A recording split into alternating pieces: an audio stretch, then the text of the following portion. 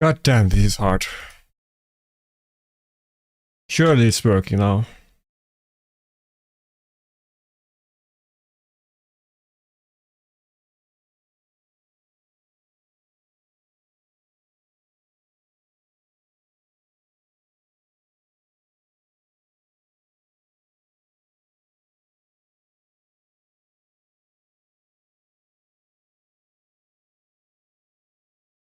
Okay, I think we're good. I can't see any comments, but hopefully you guys can see it in a second. Anyway, I need to grind like 100 points or 80 points to get back to the contention to push.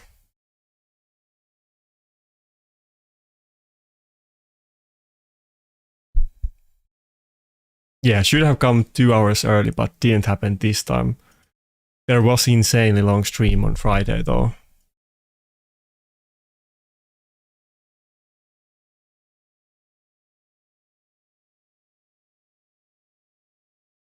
Wait, can somebody say something in the comments? Like they are working, right? Okay, thank God. Okay, what's up guys? So I'm not doing that much different, but I had one idea that kind of came into my mind that I'm gonna try out this week. I don't think it's gonna make that big difference, obviously, since we're not like running Galatir or something super crazy like that. Yeah, okay, so I don't know why. I feel like I didn't do it, but maybe I accidentally made the video for kids. That wasn't my intention. I feel like I didn't do it, but maybe I misclicked or something. But I'm running Angor in 2-piece Frostbite, which is something I used to do a lot back in the day. Haven't been doing it in a while. I don't think it's gonna make that big difference, but it might get some wins. I'm kind of curious to see what happens with that. My reasoning is that not all of the Narcissus teams are running Angora. A lot of them are doing it without Angora. And then there's other teams too. There's not like every team running something like Duchess or Sifi in offense anymore. A lot of the Georgie teams are gonna run like Shu, Chen or something like that, maybe Arbiter. They often don't have immunity. And it's the same with the Narcissus team, like I said. Often they don't have Angora in them. Some do, I mean I do run it, but a lot of people don't have Angora. Maybe Frostbite will get some wins. I'll show the build in a couple of seconds. Just need to get a little bit closer to the platinum. Yeah, I hope that BS didn't like scare away the people and ruin the stream today. Now I need to delete the other one as well. I have like two Plat streams and the other one didn't have anything in it. Let me delete it.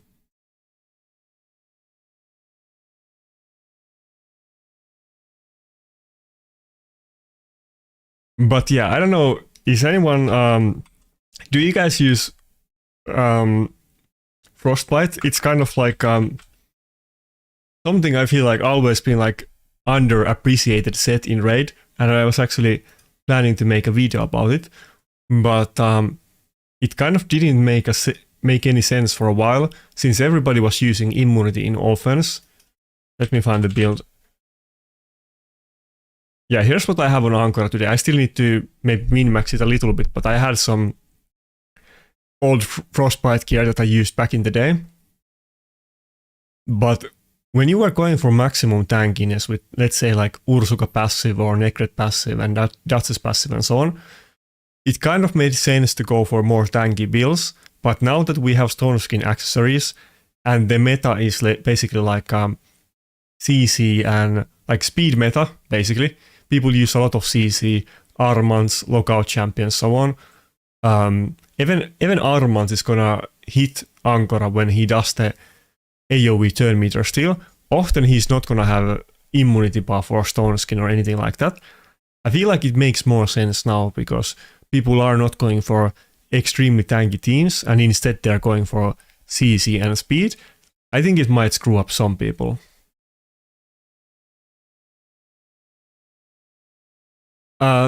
Yeah, I mean, you can use reaction too. I mean, something like George can totally one-shot you true stone skin, of course. And stone skin is pretty popular. I mean, not stone skin, charge it. I mean, I will say that the 3 most common offenses, like apart from Narcissus, of course, you still see a lot of charge it and bomb teams. So probably you will get attacked by them. Yeah, even in my defense log, I see like some charge it. I mean, those were pre-resets, so I'm sure we will see more of it today in a second. But yeah, I think I'm gonna do like 20 push, maybe 25-minute push. So there's still not like a rush, a little bit extra time to like just chill and talk before we actually push. Not that doing auto battles with Narcissus is super complicated, but yeah.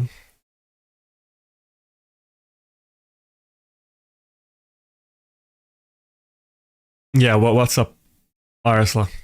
I was just talking about it. I guess I'm not gonna talk it about every other second, but I'm running Frostbite Angor today for the memes. We'll see how it goes.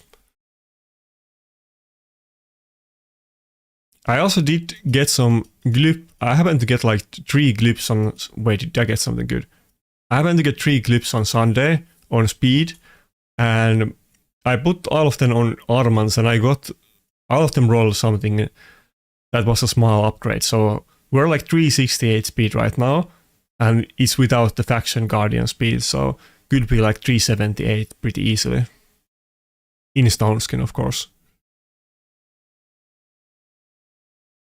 Maybe that will be faster than some of the people that hit me today. Yeah, I have my defense up, but I mean, I was like 80 points below platinum, so it's not like, I mean, I was getting some like wins overnight, but not like I was nowhere close to it. Because I think when I went to sleep last night, I think the cutoff was like 4,310 points, so it's gone like 76 points or something like that in the last 12 hours. It always does that during reset. That's why, like, that's why there's always like a big push at the end. And let's say that you do only like, you're like 1 point away from platinum, and then you do like 5-minute push or 10-minute push, and you get like 3 wins. It goes up a lot during that time, and you might not even get Plat with that, like just couple wins.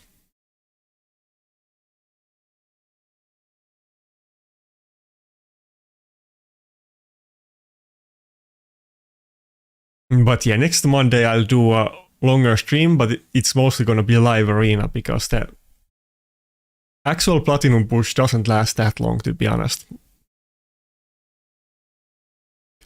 But even if it doesn't, it's kind of, you know, anticlimactic to come like 5 minutes before we start and then end it afterwards.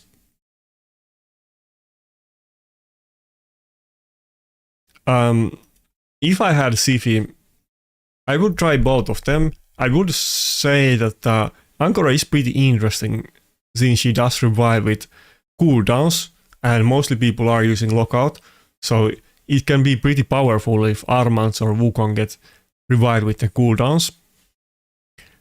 I mean, maybe you could run both of them. I probably would try this with Sifi instead of Angora, and I probably would try it with double reviver as well. Not that double reviver is I don't think really anybody's running double reviver unless you count like Maritska and like Galatir or something like that, but usually it's just Maritska and then either Galatir or no other reviver. I think some people, we can actually take a look at it.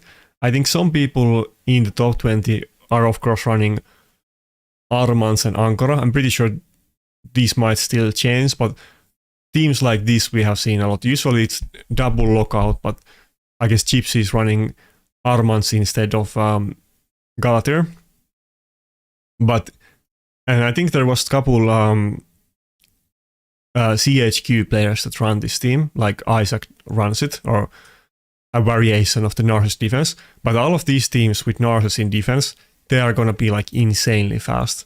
This is more typical meta stuff that you have like Maritska and Maritska and Galatir in defense. Holy moly, this guy has only +4 champions and 3 out of 4 is primals. God damn. how many primals has he pulled? Like 50? I mean, he has to have pulled an insane amount. Like, think about it. There's 15 primals right here. Probably more than 50. I mean, to be fair, I'm sure he has pulled more than 50 primals. This is just 15 right here. And those are only the good pulls.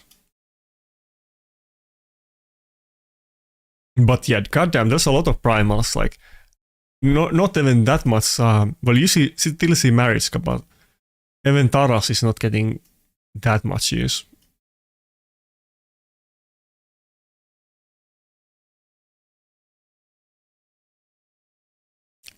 UDK and Taras is definitely seeing a lot less use. It's still Mariska, and then it's like some kind of lockout or Armants, and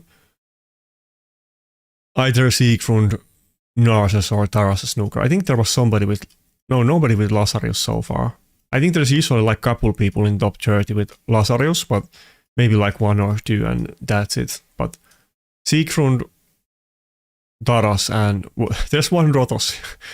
I don't think that's gonna last very long, but I guess it's with Taras and Mariska. And a Frolny. But to be fair, it's like 33 minutes before the end, so I'm sure half of these teams are gonna switch, if not more. Or drop out. Both ways. Yeah, it's like 1 a.m. for you. I mean, this is the reset time, but if you meant that I should have started a bit earlier, I agree. It just happened. I slept a bit late today. I mean, I wasn't planning to do like a long stream, and it's not like Platinum boost takes long, but I should have just come do some live arena early on and talk about the reset. I used to mostly like, you know, let's say I do like 30-minute push, I come like 1 hour early and I watch Authentic or Red stream or something like that, and then I do tune out and go to my own stream. I mean, no, not stream, but my own push, and then I check out afterwards. So considering my own habits, I probably should do a bit longer stream, like before and after. Obviously, like Monday is the time to talk about the Platinum push.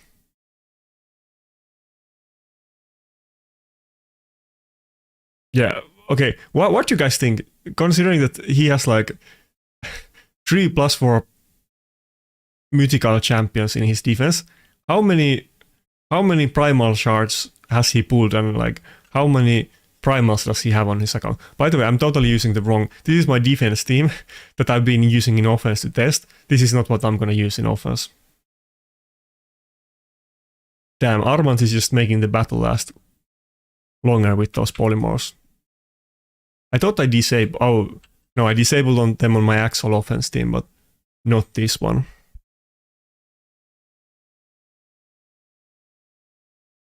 Oh, I don't even know, like, I never have the in-game sounds on, so I don't even know what Armand sounds like. But yeah, guys, take some questions, like, this rank 1 guy, plus 3+4 mythical champions. How many primals has he pulled?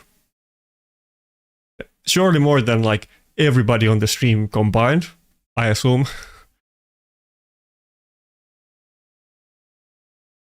I mean, there's nobody else here. I mean, he's not the only one with +4 mythicals.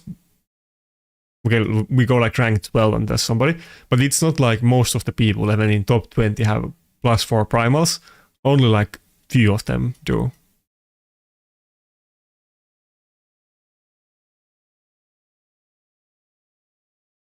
I mean, yeah, probably he has all primals. I wouldn't be surprised considering that he has so many +4s. I mean, the mythical pool is pretty small. It's not like there's hundreds of mythicals.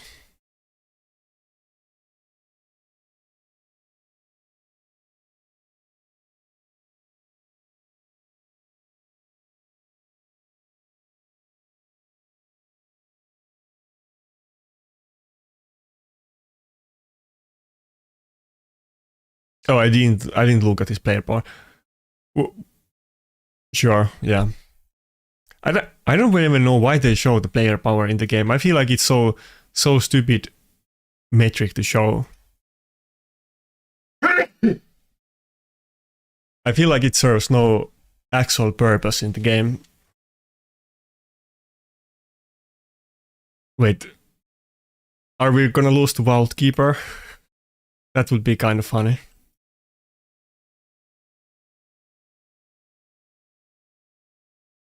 Well, I mean, there's gonna be some really rich people, but there's rich and then there's like having only +4 primals in your defense team.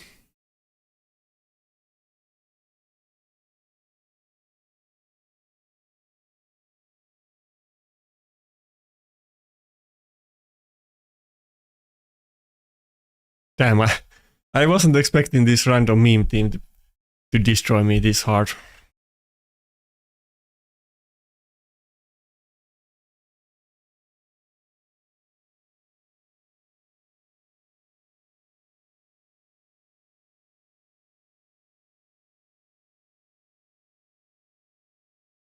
Frolny is too tanky for me. I was just talking about Frolny yesterday with some Finnish guy in comments that he got Frolny and it kind of sucks, but okay, we literally lost to Frolny. It's not really the one that you want to get, but I guess that Frolny was too strong for me. Doesn't really matter, but it's kind of funny that we lost it.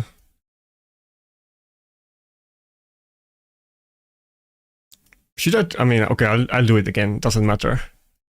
Wait, it's wrong team, okay.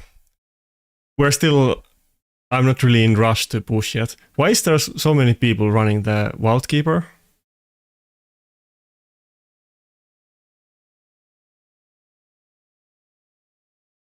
Dude, okay, I hate the fact that the gear removal is limited to those tokens, but it helped me a lot. Like, I was able to do some floors that I otherwise wouldn't because I would have had to waste, I don't know, like 20 million silver to do them. I think next time it will be a lot easier to do the actual Curse City, but it wasn't enough. I don't get why we can't just have free item swap. I did get all of the bosses done, but there was a couple other floors that I didn't do, but I could have done if I had more gear removal tickets, but yeah. I think there was like 1 floor or 2 floors that I couldn't have done because I didn't have like any level 60 champions in them, but I'm sure over time I can do them as well.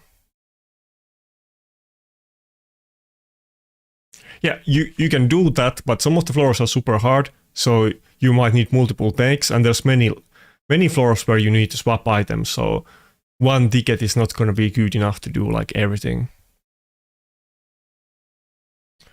Be right back.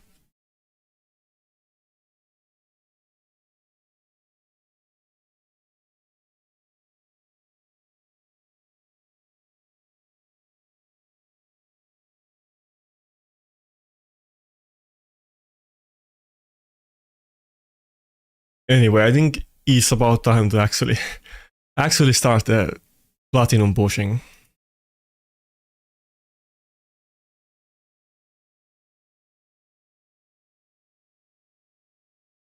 Okay, 25 minutes. Rank 20 is, let's see, 4,558 points. We're like 200 points off.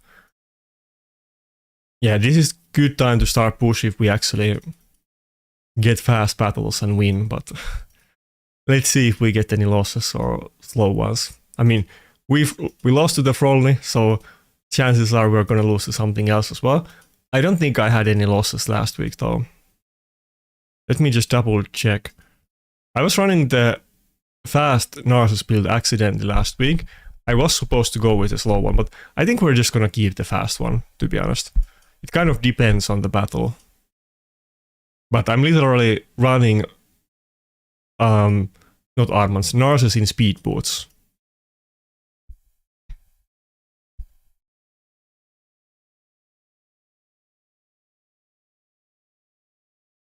Damn, every single defense has Narcissus in them. Should we start with the strong Galatir? I don't think we can beat that, but we could do it as the start of the video. Constant. Okay, let's give it a go. This seems more feasible than the Arman's team, so I'll give it a try.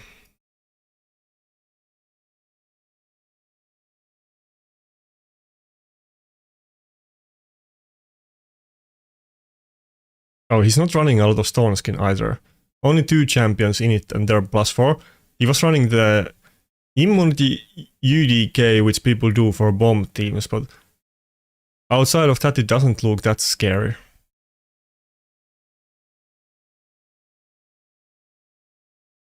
Oh, we didn't have enough damage to kill the Maritska.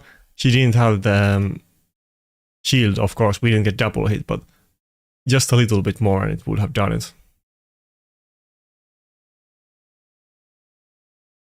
Got a Frostbite proc, but Galatir is annoying.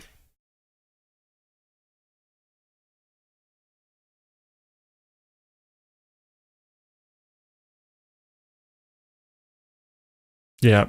Did we just lose instantly because of the Galatir? Galatir being Galatir. Okay, if I can get like 1 revive on Narcissus, I think we're good. If I can survive that long.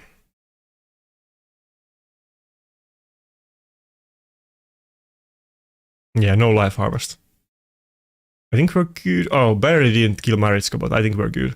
Kind of close one. Probably I would have been better off with the HP boots in this battle instead of the speed one. But to be honest, if I just had 4-star blessing and critical damage from them, then it would have been good enough. I really want to get the 4-star Narcissus. That's pretty huge still.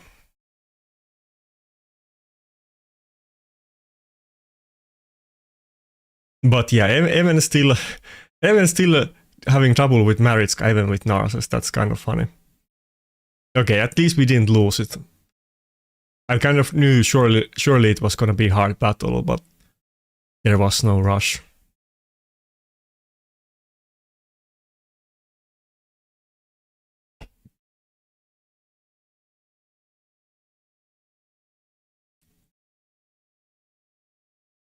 I mean, sure you can. I mean, that's kind of what I'm doing. I mean, some people might like disagree or agree, but I mean, I don't have any mythicals. I don't think this team is really the meta. I mean, UDK and Armans are popular, but nobody's running Wukong. You can definitely finish Platinum with off-meta stuff, depending on your gear and champions and how high you actually want to get.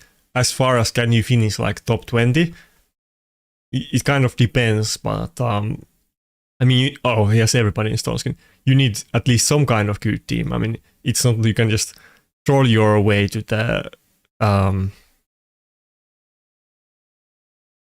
top 20. You're gonna need like Galatir or Grix or something like that.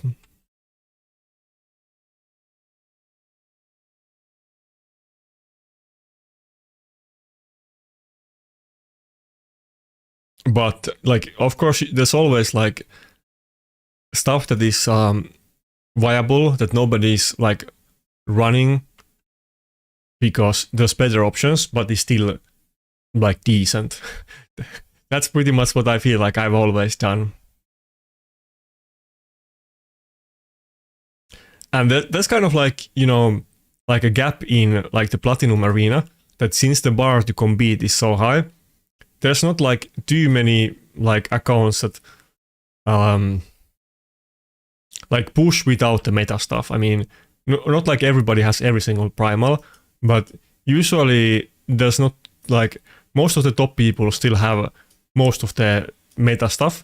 There's not people even trying to do off-meta strategies, because if they are pushing for Platinum, the chances are that they have all of those champions. If not, they will like buy another account or something like that. So there's definitely like some room for it, but if you really want to finish high, then there needs to be a really good meta that you can come and do that with off-meta strategies. Like back in the day when the main defense nukers were Rotos and Mortu, and it was kind of exploitable, and you could actually run Gala and like come up with meme teams. You can't do it right now. I mean, if you happen to get the Narcissus from the event, you can get pretty far with the Narcissus though, but it's kind of tricky because almost everybody is running a lockout in defense or Armans. If you're not fast, it's not super easy to come up with go second offense strategies, which has been more viable in the older meta, but older metas, or some of them, not all of them. And for defense, you definitely want to have like lockout or something like that. But who knows, it can always change. Maybe we get, I mean, Armans was a super good fusion champion. Maybe we get something like that makes it more approachable again. I kind of would say that Armans did, but of course you would want more than that. Can we just auto this to the end? I feel like we should be good. I just need to get one A2 proc, yeah. Yeah, I mean, depends like when are you gonna start pushing, but yeah, I would have defense up now. I would put it up even before you push, because there's people that might just be doing, like they're not even pushing platinum, they might just do normal battle and get you and hit you. And like if somebody has like a tap open from yesterday, or like they haven't refreshed, they might have you on their list, and maybe they're doing a push and getting easy win from you. So I would have your defense up already like the day before. Are we getting any no hits on us yet?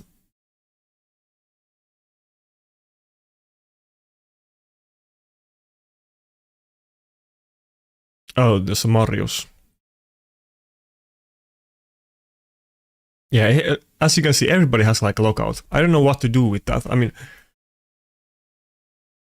going second, it's not like you can just A1 them down. You actually could do that during the Rotos meta, as I said. I literally was running like offense team with UDK and triple DPS and attacking lockout teams that way. It's not something you can pull off right now. To beat those vast teams with lockout, you need like Grixia or your own fast lockout champion. I think Grixia is pretty much the only other thing that works. Wait, is the Taras gonna go before me? No, okay.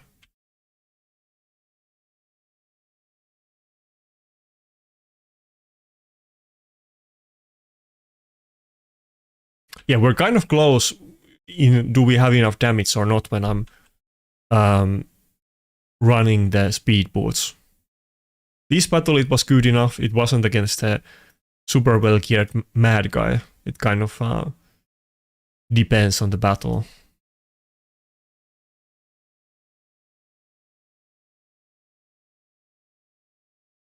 Damn. I don't think I have the Arman's abilities up yet. Oh, okay, I do. We're good. Not like he has any buffs anyway, so Taras wouldn't have hit hard. I always say that, I mean, Taras A2 hits hard and the A1 is okay, but Taras is mostly like not even HP scaling champion, but buff scaling champion. That's where he gets all of his damage.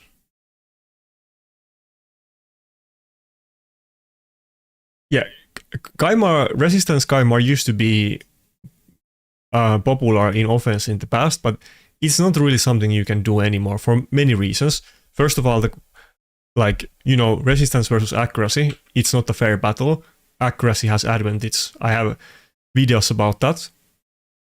And people are running like +4 champions with 6-star blessings, and you get insane amount of resistance and accuracy from that. But also the primals that are very popular, like Grixia and Galatir, they have abilities that they book 20% ignore resistance on them. So it's not possible. You can't run resistance Kaimar anymore. You do see some people running Kaimar in offense, but it's not even resistance Kaimar anymore. They're just going before the enemy team and locking them out and just using Kaimar to reset your abilities. But it's basically impossible to run resistance Kaimar anymore. It kind of used to be a meta tactic that was very popular since like beginning of the Platinum Arena, but at this point, resistance Kaimar is dead.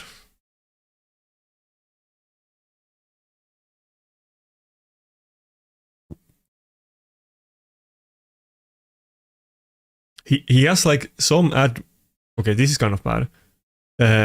Kaimar has like some advantages over Grixia in offense. I mean, I'm not saying that it's better in offense, but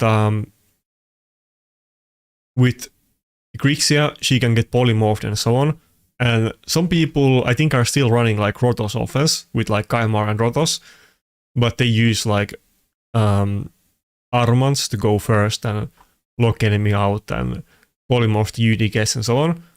And I guess some of those people prefer to use Kaimar over Grixia just because he doesn't get polymorphed.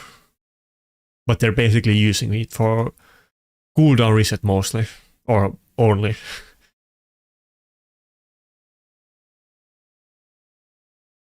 Okay, not good. Swift parry if he survived. By the way, I talk about this on, I think, the Friday stream. Would be kind of cool to get Swift parry and deflex and accessories. I feel like it's almost something that they might do. I feel like that's something that could actually totally happen. Oh, did I hit somebody from OC again?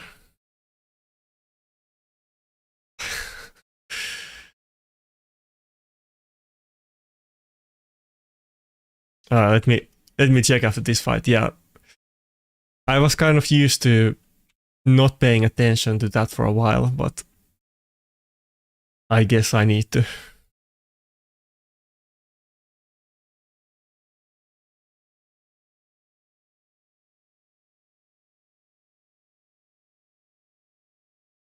Oh, okay, I didn't hit anybody. Okay, thankfully, yeah, because I hit that one guy like 2 times, not on the last reset, but the one before it. So I thought I did it again.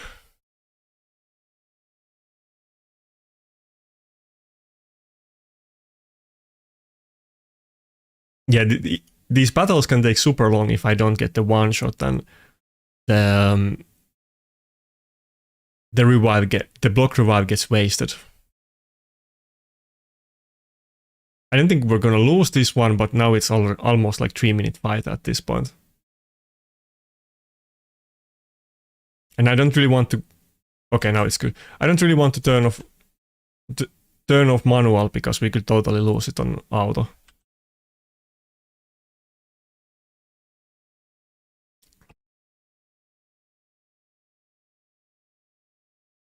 By the way, I'm very curious if is anybody pushing without the Narses offense team? Because obviously not everybody got. Okay, let's see. Okay, we didn't. Okay, we didn't hit anybody in OC. I thought that I was hitting OC guy and I made a mistake or something like that. I think mostly people are running Narses offense, but not everybody has Narses, which kind of sucks. I mean, I bought, was it like 70 voids for Narses, and I don't buy shards normally, very rarely. Especially voids. But Narses was so big deal that I went for it, and it kind of sucks for people that didn't. I don't think I'm brave enough to hit this Shuchen account. It's not like you can do offense teams, other offense teams, and the top accounts do run other offense teams as well, but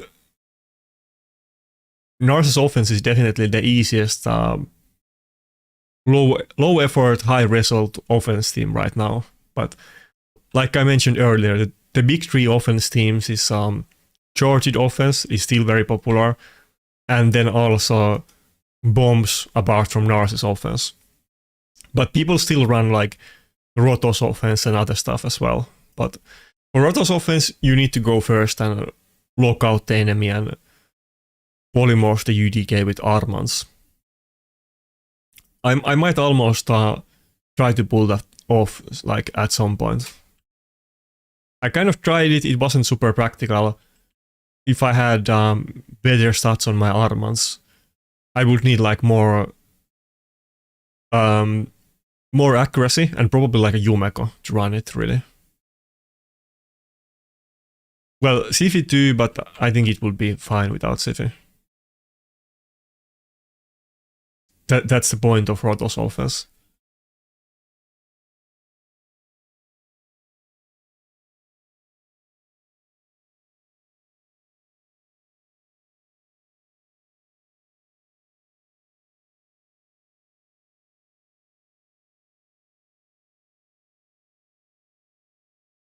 Okay. That was looking bad, but actually we got it. Wait, that now I had to double check. Yeah, that was a mad guy or like ET guy. Yeah, I need to like double and triple check now. I'm getting like concerned. This feels kind of weird to hit like mad people. Like, of course, for instance, that guy Galogan, I know him. He's a very nice guy.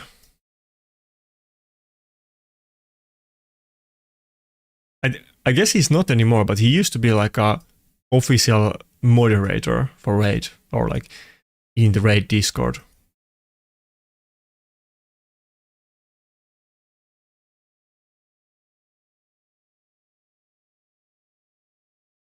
Can I hit this team?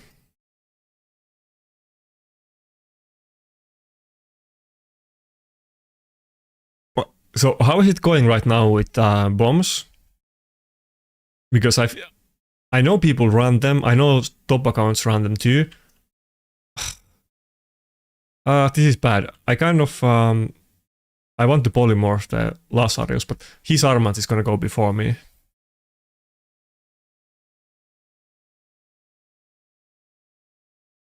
Okay, maybe it's fine.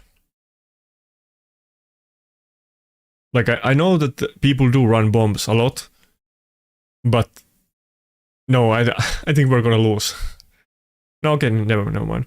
I forgot the Lydia, but it does feel like it's super RNG running bombs because there's like still so much polymorph. It's not like when you're running it with the Astrolite strategy, it's not as bad as it would be otherwise, but still.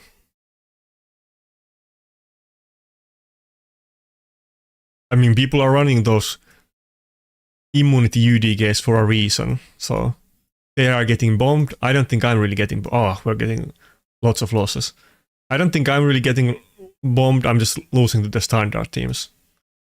That's not a beautiful defense log.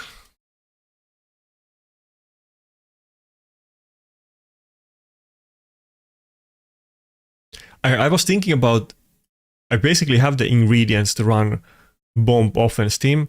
I kind of could do it, but I'm not very fast. It would be kind of inconsistent, apart from the normal inconsistency with polymorph. I feel like the Narcissus offense is just way easier and safer for me. I would, if anything, if I were to run some other offense teams, I would most rather have like Trixia and run it as like a cooldown reset against those lockout teams that don't have armaments. That I would want to do though.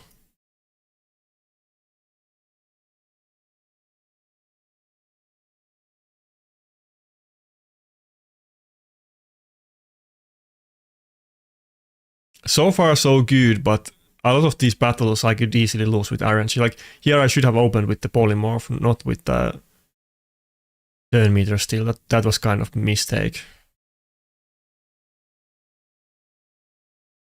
But I think we're good.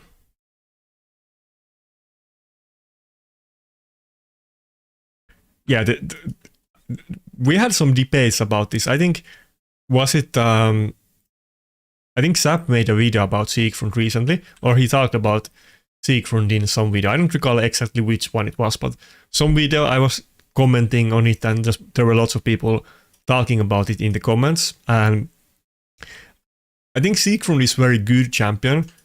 He's, on paper, he's one of the best champions in the game, but he's actually very hard countered in the meta. I mean, he gets used. I mean, we just saw that there were people running Siegfried in top 20, but Siegfried, like, his passive gets ignored by Narcissus and so on. He can't change the form to the other one.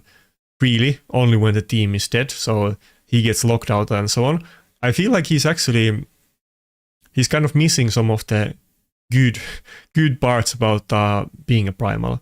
What do I want to do here? Okay, this is gonna be a long battle either way, yeah. I don't think I'm gonna kill it. But yeah, Siegfried defense team can actually be surprisingly easy to kill, since you can just one-shot him with Narses and that's it. You don't have to worry about it. Did we just freeze the Siegfried twice? Unlike some of the other champions like Taras, who can take a hit. But of course, if you run like a lockout and you go first, that's how you can run Siegfried. And usually, like I've shown before, that usually those Siegfried teams, they either have double lockout or they have a lockout and Lazarus. Very often you run, or I guess that's a lockout. Very often you run both of those two together, because Lazarus can change form even if you get locked out, and you kind of like you get like cover the weaknesses with both of them. But Siegfried actually wouldn't be the primal I hope to get. He's very good, but he's actually very counterable. I mean, everybody knows what I want. It's gonna be Galatir or Grixia. Not like there isn't other good primals, but those two just would be so huge. Okay, this is kind of bad. Both of his snookers are in stone skin. Which one are we gonna... I think we're gonna still polymorph the Armans.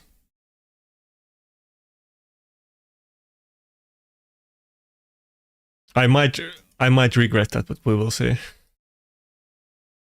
Oh, I hope the polymorph ends before I get the turn. Okay, good.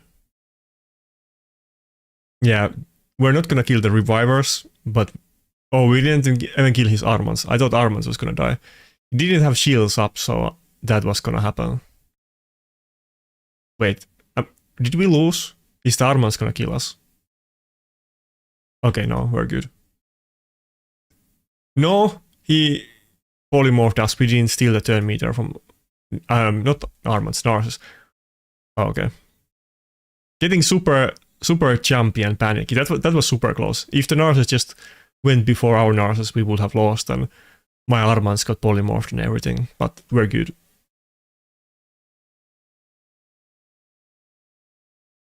Right? He doesn't have the AoE nook, but we're good. So far, so good. No losses in offense, though we had couple lower fights, and we're getting pummeled in defense. But there's nothing I can do about that, I guess. I don't think we're gonna finish super high today, because I'm definitely getting attacked a lot.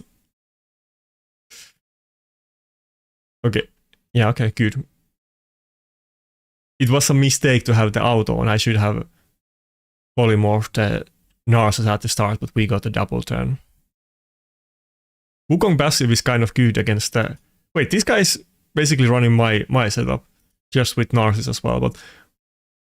Even though Lydia is gonna block Wukong passive, but Wukong is just gonna keep proccing it, so he's gonna get the revive soon up again. It's kind of like a Lydia counter, basically.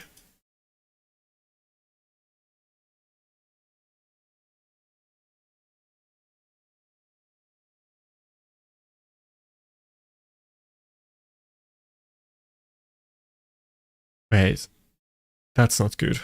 I wish my Narses died there, so we could have gotten the cooldowns back. That's actually bad.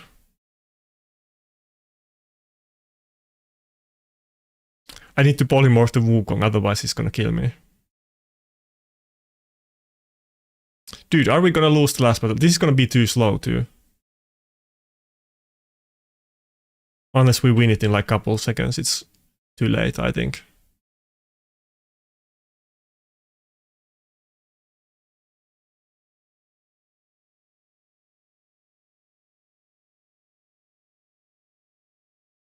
Yeah, I don't think that counted.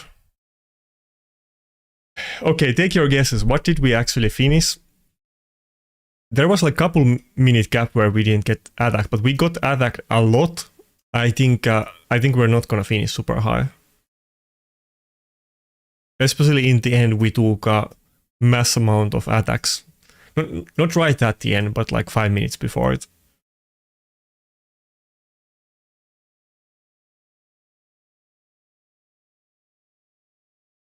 I think that's like 12 attacks and 12 losses in defense and 2 wins. So not that good, to be honest, but could have been more attacks and 0 losses, I guess. Okay, let's see what we get. I think it's gonna be like top 200, maybe like top 400. I hope it's better than that, but I feel like we didn't get high. Wait, what? I got gold. What? I wasn't even paying attention to that. I feel like we never dropped the gold. At least it didn't visually show that we got the gold. Didn't lose any battles in offense, but I guess I got attacked enough that I didn't make it. What? Yeah, I got two wins and 12 losses in defense and no losses in offense. We had like couple 2 or 3 minute battles, but generally it was okay. But I guess our defense was nowhere good enough to pull it off. Kind of surprising. I mean, I thought we still made it Plat, but not like high rank, but I guess we didn't.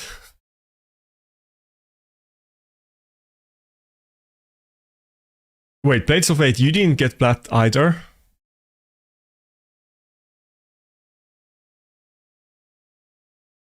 Yeah, I mean, it's kind of weird because it used to be that I ran like walkout defense and like go second Tranda offense, and you could easily get like top 100 every time.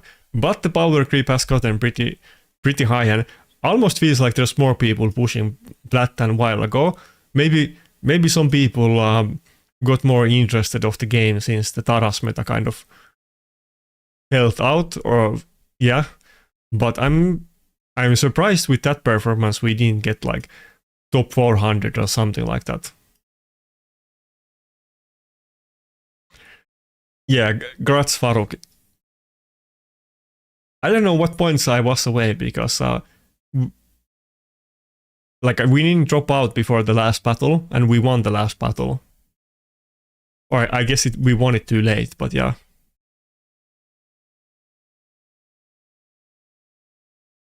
But obviously you can't take it. I mean, you saw those real top defenses. They were running like +4 everything and a lot of primals. So if anyone has a picture of the top 30, send it to me. I'm trying to look it up from Discord right now. Probably somebody already sent it, but let's see.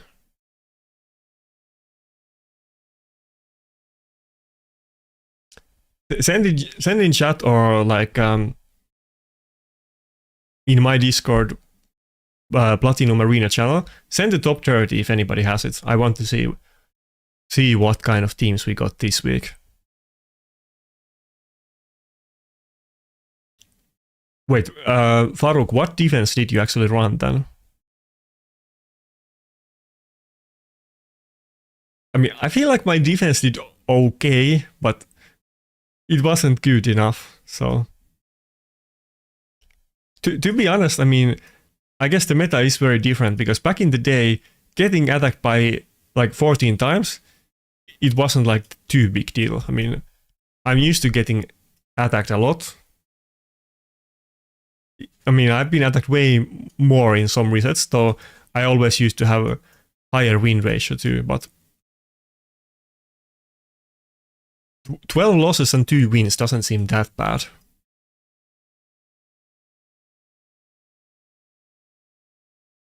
Oh, okay.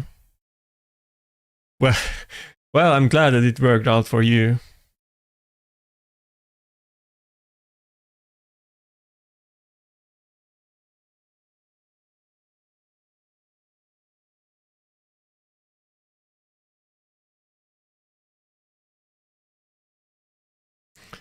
It's kind of Yeah, Live Arena ended. Live Arena is at the same time ends when the Classic Arena ends. I wish it was before that, or it was like 1 hour before the. Like, I wish the Live Arena ended 1 hour before the last hour of Classic Arena, but we kind of can't do them at the same time. Well, to be honest, I don't think the clan really made any kind of difference today. I mean, we didn't lose any battles, and my defense would not get any better regardless of what clan I was in. So I don't think it really makes any difference for me. I have kind of said that before. I mean, there's obviously a lot of people that dislike Mad for whatever reasons, usually kind of for weird reasons, if you ask me. But if you're not like pushing for top 20, the clan deck doesn't make any difference. I don't think it really ever made any kind of difference to me, honestly. Especially in the last year of Tara's meta. If I'm not finishing top 20, it doesn't matter. How many times did we get attacked by Mad player? Like one time? And the guy that hit me is like, he's one of those ET players that joined Mad, so he would have hit me anyway, to be honest. But yeah, I mean, I think the main thing is the meta. You know, my defense is not the scariest one, and we don't have the... Never mind Maritzka defense, but we don't even have the, like, Galatir or Grixia.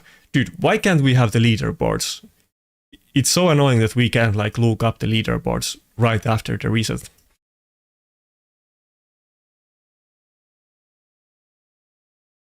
Wait, you lost against my defense. Which one were you then? There was only 2 people that lost to my defense.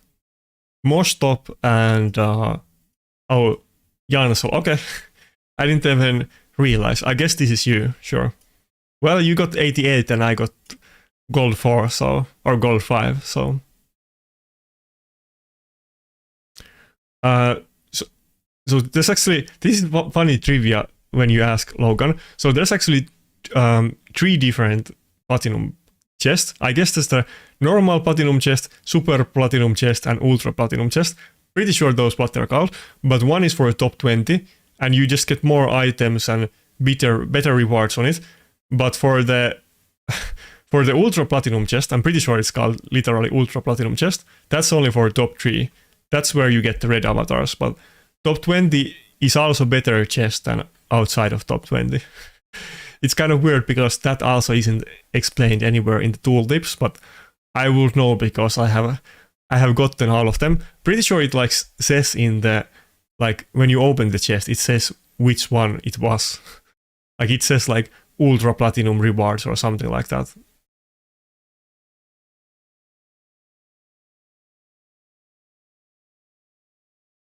I don't know. I mean, there has been some bugs in the past. I remember there was one reset that was really bugged, and some people that were like top 20 didn't get Plat, and some people that didn't push at all got the top 20. There was one reset where that happened.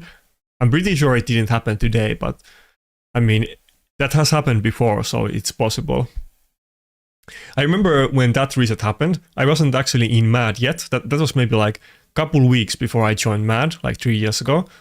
And maybe it was like a couple weeks after I joined Mad. I'm not quite sure. Either I just joined or it was just before I joined. But I remember, I think it was a couple weeks before it, but I remember there was massive drama about it because people were kind of mad that they get gold and they should have been in top 20. And then there were some people that were saying that, I don't recall what I finished, but maybe I was like top 50 or something like that. And some people were saying that I should have been in gold 4 and not top 50. But I had it on video, so... But that's like super long time ago. I kind of can't recall all of the details, but I remember there was a massive drama about it. Like, people were talking about it for weeks and people were super pissed.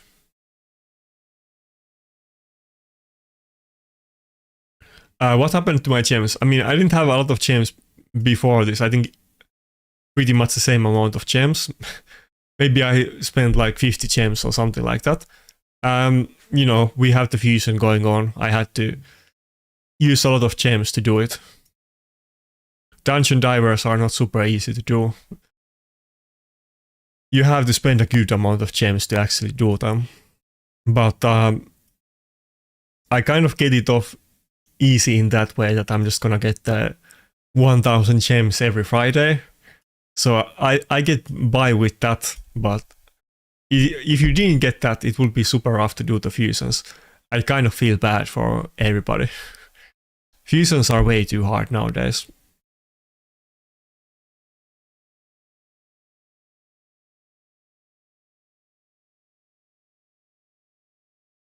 Damn, I still can't. I guess I need to message some mad people to get the top 30 leaderboard because nobody seems to have it.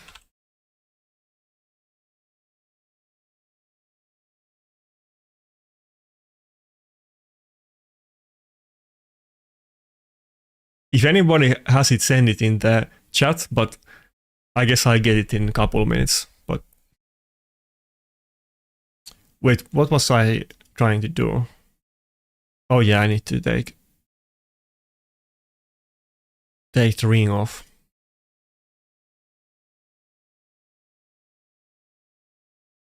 But yeah, it's kind of hard to like do like post reset analysis if you can't even see what rank people finished.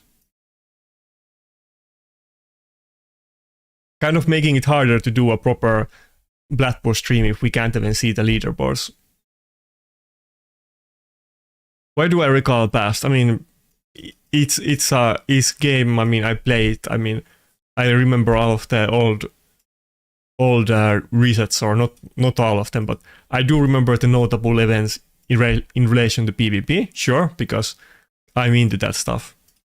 I mean, it was very big deal that hasn't happened many times. That I mean, there has been different bugs on the Platinum resets. There has been bugs where nobody gets the trophy. That has happened many times. But I think it only has happened once, and it was that reset that I was talking about, that it was like completely bugged out, and people that were in top 10 or top 20 didn't get Plat at all, and people that didn't push, that were in gold, got like top 20. I don't think anybody that wasn't pushing got like top 3 and got red avatar that way, but people did get top 20 without pushing. That was a huge drama. I mean, you don't really... I mean, that was a very big deal. Oh, what's up, noobs? Funny thing, we didn't actually even finish Plat today. Not that we lost any battles in offense, but somehow it wasn't good enough. I had 12 losses in defense and 2 wins, and 0 losses in offense. And it kind of didn't seem like we were dropping out of the Plat, but we did. We did at the end, I guess. It was too hard. But I guess my Wukong defense isn't scary enough. Okay, let's see. I got the leaderboard from Mad. Like I said, I have to ask them because they will have it.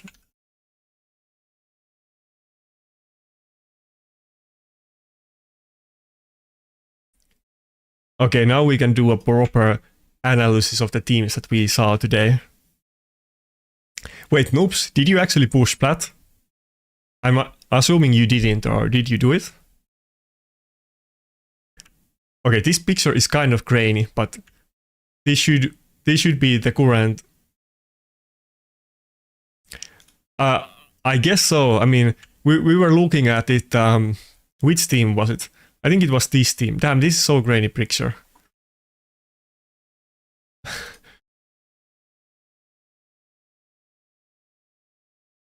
Wait, I'll ask if there's better pictures. But when I was starting to push, I was seeing that the rank 1 guy had like everybody was +4, including 4 primals. But this picture is so grainy that we can't even see which team is it. It was somebody in Mad, but I forget who it was. But okay, so rank 1 is like, again, Krixia, Galatir, Ukraine duo. I mean, I guess there's nothing too different from the last couple of weeks. It's pretty much the same thing. It's either Maritz, Galatir, nuker and second lockout, or then it's with Taros, or then it's with Armans, and so a couple teams are running the Narses with Armans or double lockout, and a lot less UDK. There's only like 2 UDKs in top 10. That's maybe the biggest difference to last week, but even last week there was less UDK.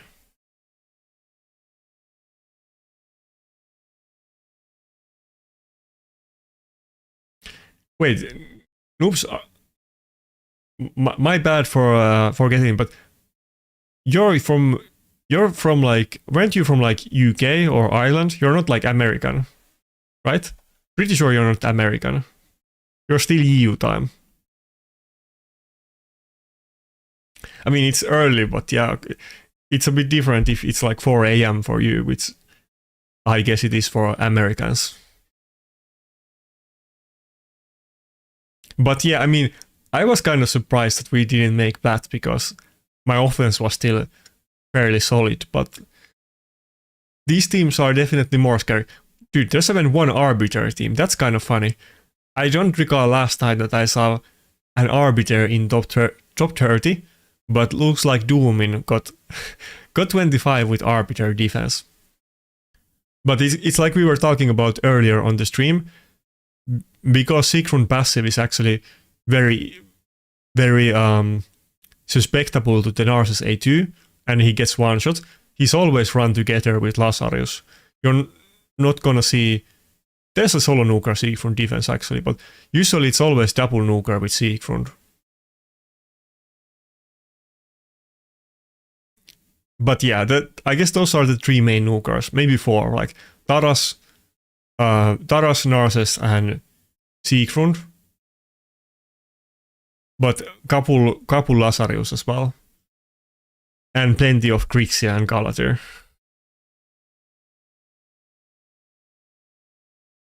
Yeah, to be honest, I should have woken up earlier so I could do some live arena before this, but... Oh, dude. Deeps run Ursuka defense. I almost didn't notice that because the picture is so grey anyways.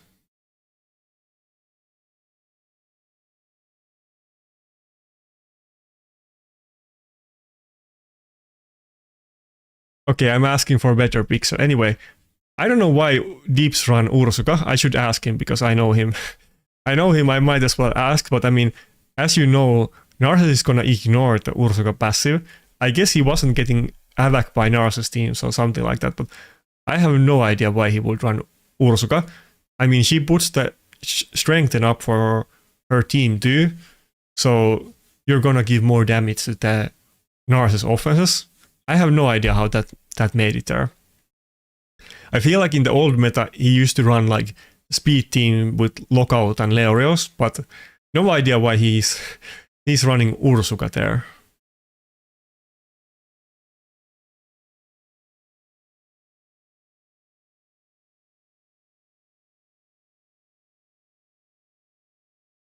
Let's see if I can get hold of him, if he's gonna answer right now.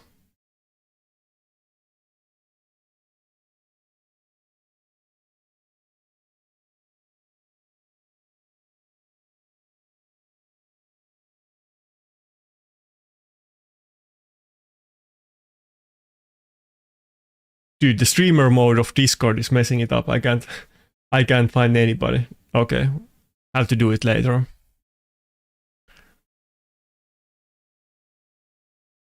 Sure. Let me cancel this.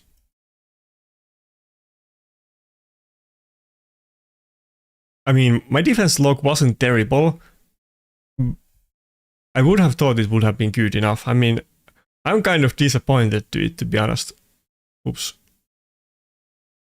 There's been times where I get like 30 losses in defense and I still get like top 50 or whatever. So just with the 12 losses, we weren't able to make it. I think, yeah, this one is afterwards. So it starts from the Mosh top attack. Mostly getting hit by Narses team, but there's a couple weird ones. The running Foley or any block revive kind of makes sense against my team, and it's kind of good way to cheese it. But we do see some other. Oh, here's another one with init as well. The issue is that I don't think going with Rotos would be any better because Narses A2 is gonna ignore it, kind of like with Siegfried. I think I'll probably still run the Wukong next week. Oh, okay, these hits are too late, those don't count. So basically the Chan solo hit is the first one that was doing the reset, and then it ends on the Mostop attack. No, okay, Mostop hit me twice on the second Mostop attack.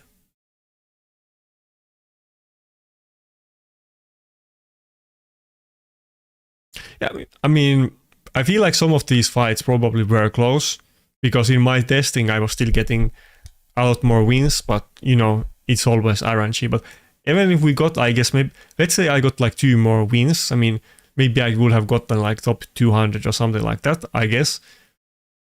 But it's kind of bleak. I mean, I didn't get a single loss in offense, so the bar is pretty high to finish Plat if you don't even get any losses.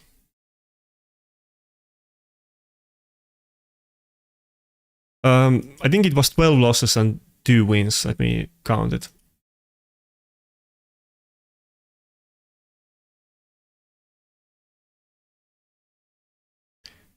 Yeah, 12 losses, 2 wins, and in offense, I don't know, maybe like 15, 20 wins.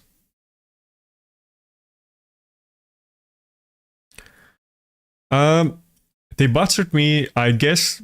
Like I said, I think it's the meta that I guess the difference between top 20 and gold is kind of small right now, because getting hit 10 times or 12 times is not that much. I mean, I'm used to getting hit a lot more than that in defense. But we did not have too many wins, of course. But yeah, I don't know what I would run next week. I feel like I'm still gonna do the same thing. I guess I could. No, I feel like there's nothing better to do. I mean, Mikage. Nobody's running Mikage. I kind of tried it, but it's not very practical. But a lot of like other weird stuff, like for instance, Cardial might seem kind of interesting that he has the passive that you take less damage from Night Revenant that people often forget about. But even that is not gonna work against Narses, so there's not too many things to do. We will see what mystery event we got on Tuesday, because there's gonna be some mystery shard pull event. I didn't do the shard pull event that we had on weekend, and I'm planning to pull on the one that we got on from Tuesday to Thursday. Maybe we will get Harima on that one. Who knows? If I get Harima, I'll definitely run a Harima defense though.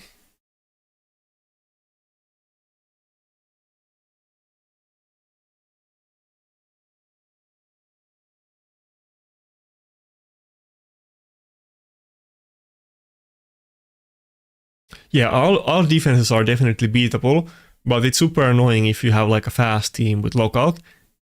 I feel like that's never gonna go that's never gonna go out of the season.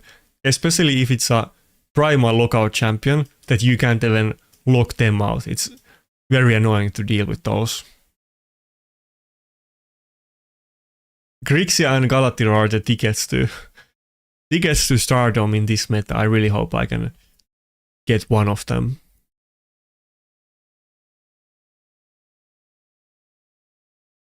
What would... Okay, I would try different things, but it might just be the...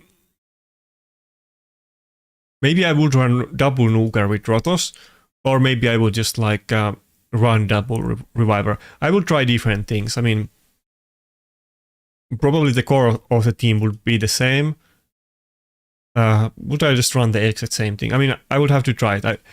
I always try my defense teams in offense and see how it works in practice against the popular offense teams, but I would, if I had Harima, her passive of course works, and that's one of the only ways to make tanky defense teams, so I will try to make some kind of tanky team with Harima. But maybe I still would run Armans though. Maybe it would be double Reviver, or maybe it would just be double Nuker, or maybe it would be the same thing with Harima. I would just have to see what works best in practice. Yeah, I didn't even get Platinum. We were just talking about it. It didn't even look that bad. I didn't have any losses in offense, and my defense was like 2 wins, 12 losses, but we didn't even make the Plat. That was kind of surprise to me at the end, because we didn't drop out during the push, but I guess during the last battle.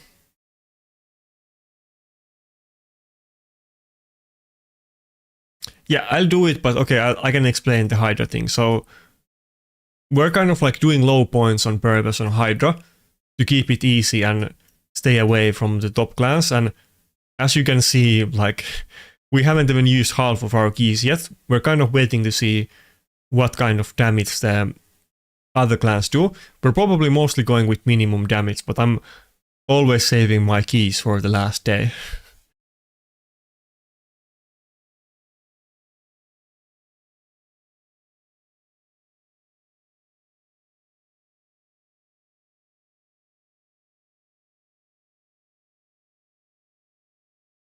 But who knows? Maybe we will get leaks today about the special shard event that we have starting from tomorrow.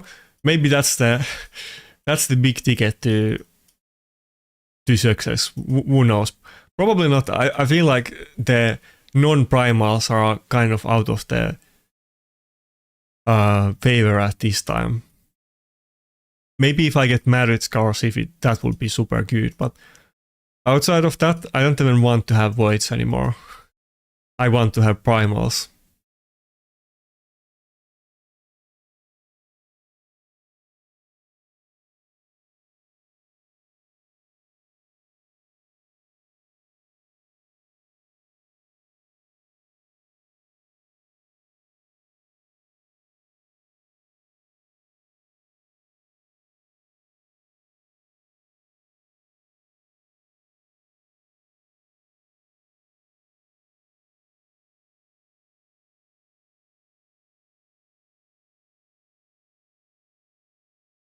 Yeah, I will still say that I prefer this over the Ukraine duo meta, but maybe I will change my mind about that after a while.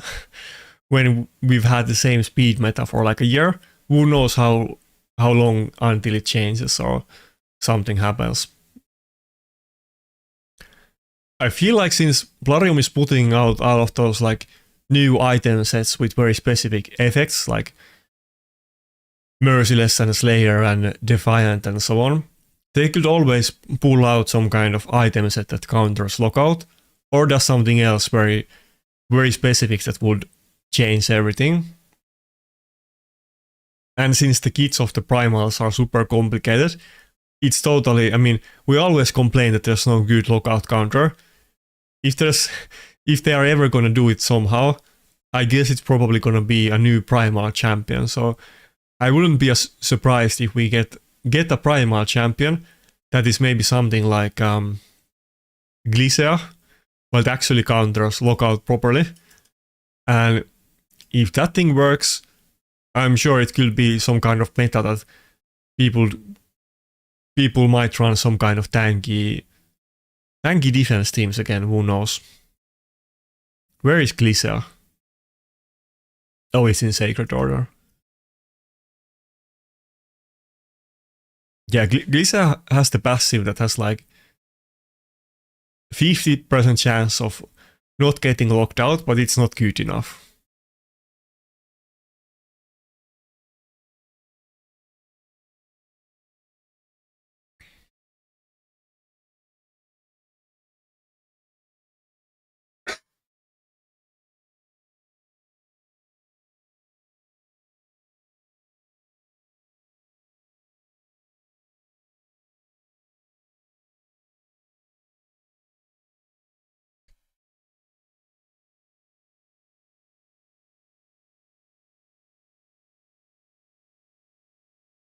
Yeah. Goddamn. My My fastest... I can't speak. I drank some battery to the... Um,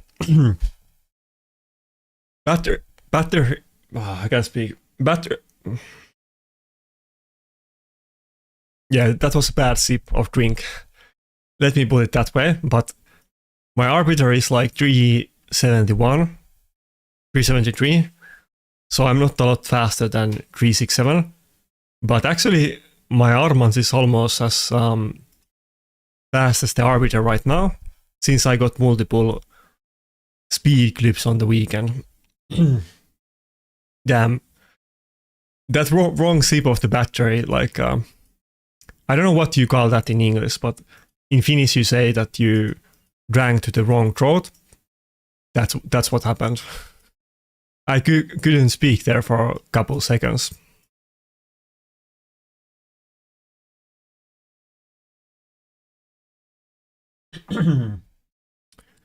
Anyway.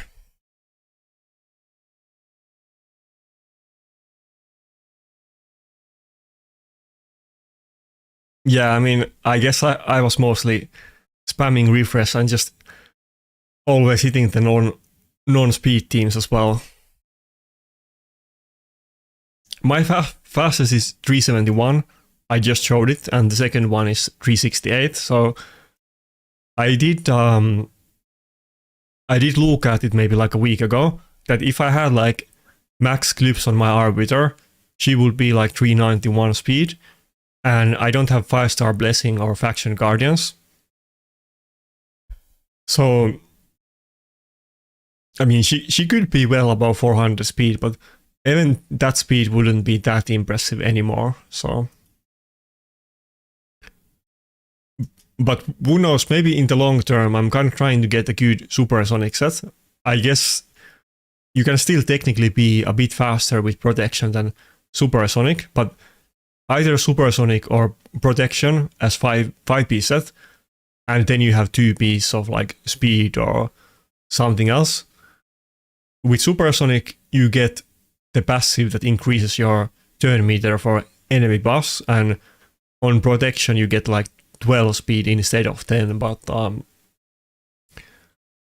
I guess I'll try to use max clips on my protection set eventually and try to make it a fast one, but I literally got 3 6-star speed clips on weekend, and I used all of them on my Armand's gear instead of my supersonic.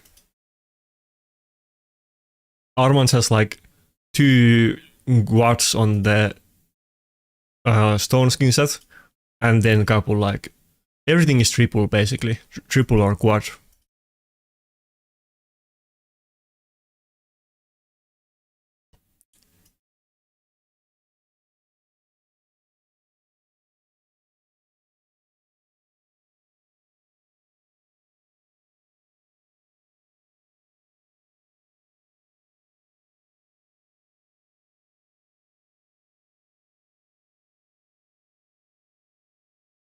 By the way, how has it gone for you guys on Dark Fae on this rotation?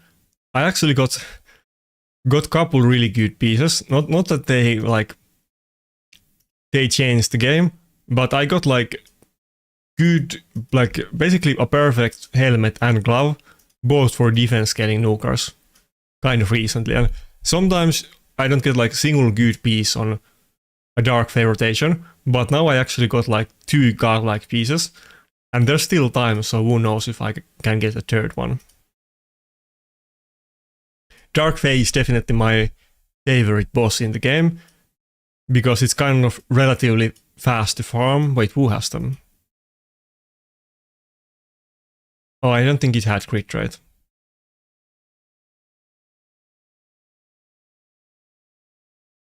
Well, I guess oh yeah, it's these ones on the Seer, yeah. I didn't realize it because they were not, they were already equipped, but yeah, I got this one. It's very fast boss to farm, and the loot is super good. I like it a lot.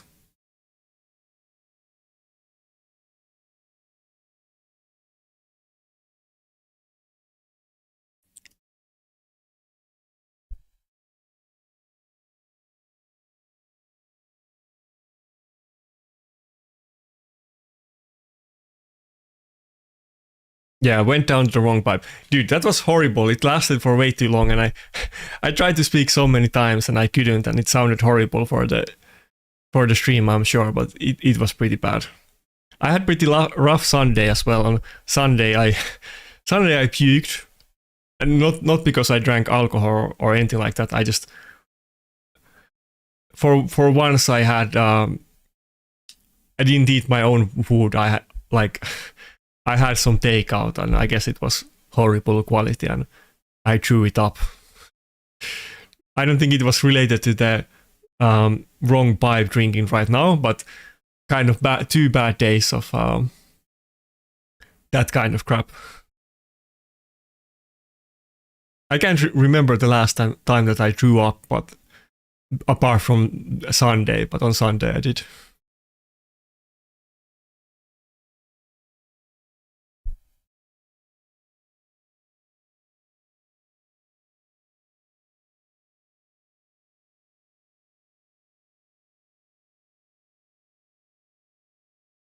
Would be kind of interesting to see if Noob does Plat push, since he doesn't like do it normally.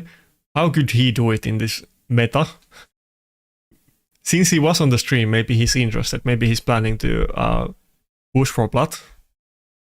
I mean, if he just woke up like 30 minutes before that or something like that, he could have made it.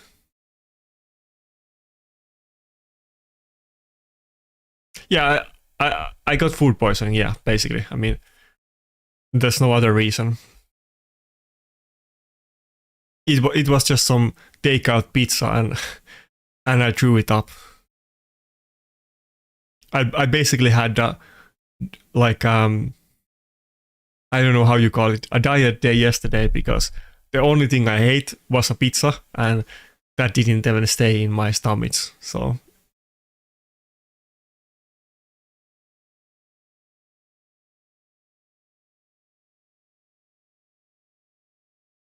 I was literally just ranting it on Friday on the stream that the Finnish takeout is horrible. It tastes bad and it's super expensive, and that's why I always make food, and I very rarely like order food. But then I was super lazy on Sunday.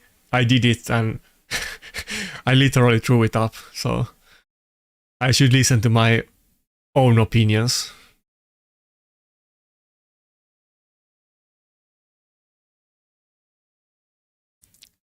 Oh, you're still here, noobs. When are you gonna push Plat?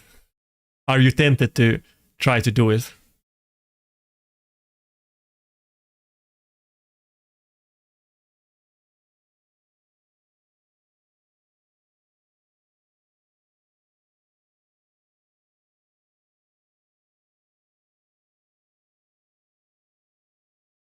Yeah, I'm still like, when you throw up, you're gonna feeling a little bit weak, since basically I didn't even eat anything yesterday, kind of. But I mean, it happens. It wasn't like I'm not like feeling like I have some kind of disease. It was just some food that was spoiled or something like that, and I threw it up, and it felt horrible when it was happening. But after that, it was okay. Not like some kind of lingering like disease or anything like that. Just spoiled food or something like that. Wait, Noobs, when is the last time that you pushed for platinum? I mean, surely you have done it before.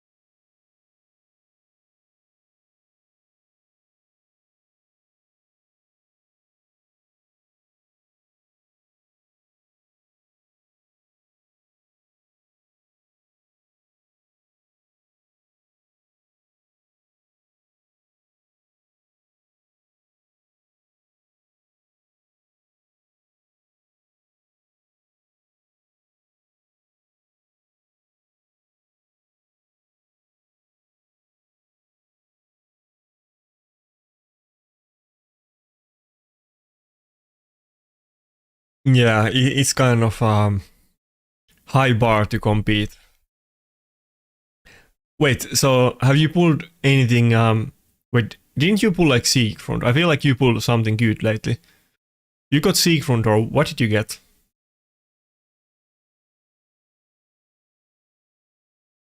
But you don't have Maritzka, I don't think. Oh, Lazarus, okay.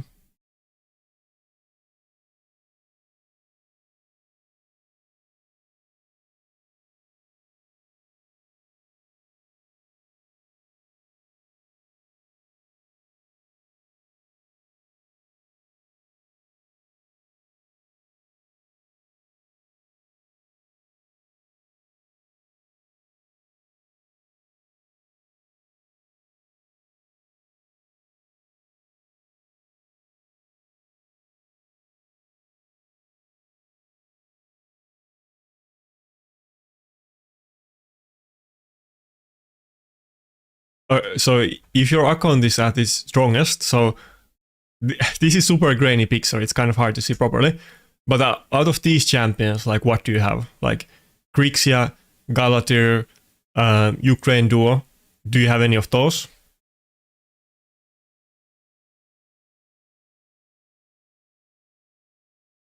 By the way, interesting observation. Like there's literally like two Sifis in the top 30. Even Sifi is kind of out of the meta. I think we have. Do we have more Angoras than Sifis? I'm sure we do. Yeah. There's more Angoras than Sifis in top 30. I don't think it's necessarily because Sifi is terrible, but the teams that are running Angora, it's with Narses, of course. And then people are just not running the old Ukraine duo defense anymore, and Sifi is super good for that with the many buffs.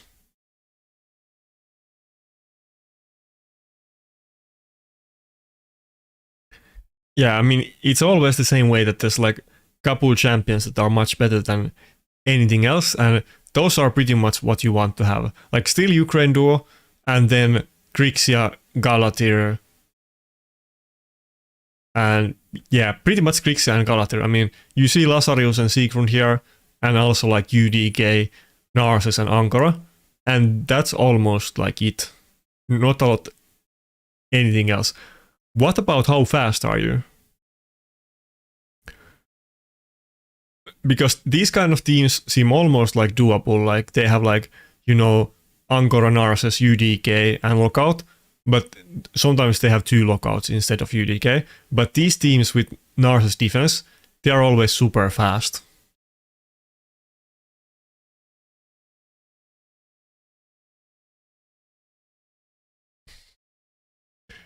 Uh, Nice to hear that, Brady. I mean, I didn't even finish Platinum, but I'm I'm glad that you got Platinum in my stead.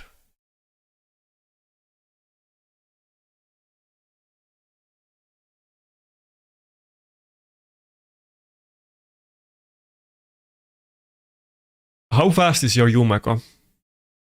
Or how fast can you make Yumeko? But if we look at the top 30, wait, did I finish the... Let's change the pay fast for the one key. Okay. I hate when you have to do that. I don't think there's a single Yumeko here. Yeah, there isn't. Yumeko is still good. Used a lot in offense, kind of. I mean, the good thing with Yumeko is that her lockout is not a hit and it's a void champion. So Grixia can still weak hit with the lockout and also can get polymorphed. And Yumeko doesn't have those things, but the lockout is of course not... it has lesser duration than full lockout like Grixia.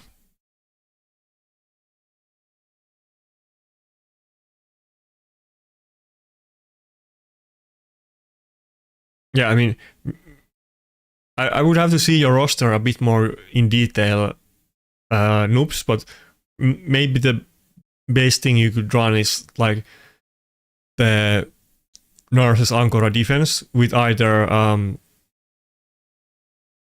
Armans or Yumeko as your fastest champion. Probably something like that.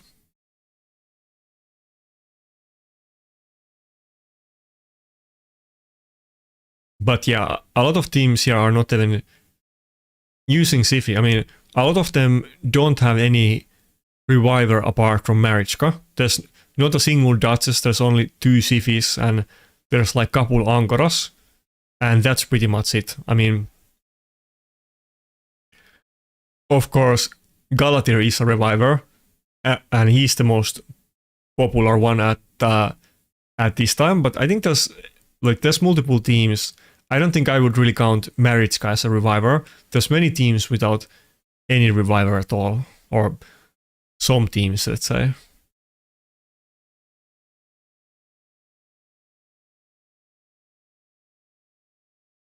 But it is pretty evident that Galatir and Grixis are the meta. Or I wonder, we should make some statistics about this, but is Marichka still the most popular champion? Marichka might still be the most popular single champion though. Wait, which summoning event do we have this weekend? Is it double voids or double sacreds? I have a lot of both of the shards, and I'm not sure which one we actually get.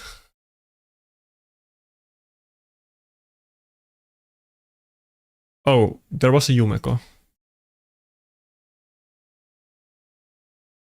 Oh yeah, it was the deep steam with Ursuka that we were just talking about. Yeah, after this stream, I'm gonna ask him what's up with the Ursuka defense. We were talking about his defense just a while ago. I was saying that Deeps doesn't have the bestest of accounts, and he used to run like speed defense with like Yumeko and Leoreos, but I have no idea why he was running Ursuka and how did that work out, because you would think he would have gotten attacked a lot by other Narses teams, but I guess he has a really fast Yumeko. I mean, it's a +4 Yumeko at least, so with the blessing, so it does get a lot of speed from that.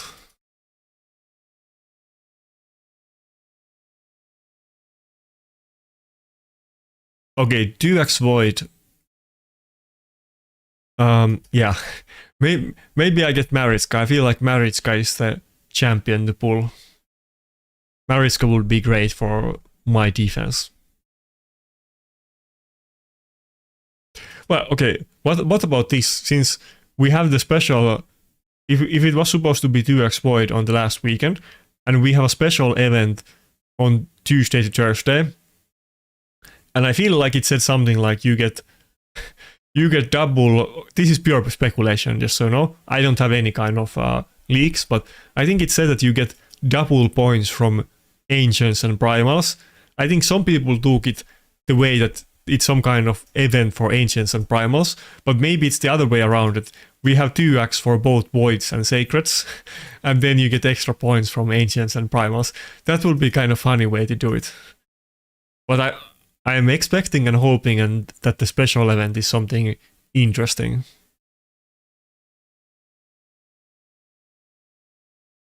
Okay, let's see what we can get with the lethal. This is one of the most common questions that people ask me now that we have the Dark Fae rotation, but also just overall, like, what should you craft on the Forge? Damn, we didn't get many attempts today, but obviously, if you're just looking at like getting anything useful, the best thing to craft is with crit rate or crit rate charms, because you can have crit rate on every single piece that you can get. Speed you can't have on speed boots, obviously, and crit damage you can't have on crit damage gloves. But that's like the basic way of it. But then, of course, when you have old account, or depending what gear you have, you will have to craft around it. And especially if you have been farming Dark Fae for like 3 years, you probably have a good amount of it, and you might really need like gloves for attack scaling Nuker or something very specific. I would go after those things, and generally I would craft bottom pieces because it's a lot easier to get good top pieces, especially something like shields. But me personally, I'm trying to get a really good attack boots. That's what I want. I have one good attack boots, but it's on rot. Okay, dude. Speaking of that, not attack boots, but these boots have a potential to be really good.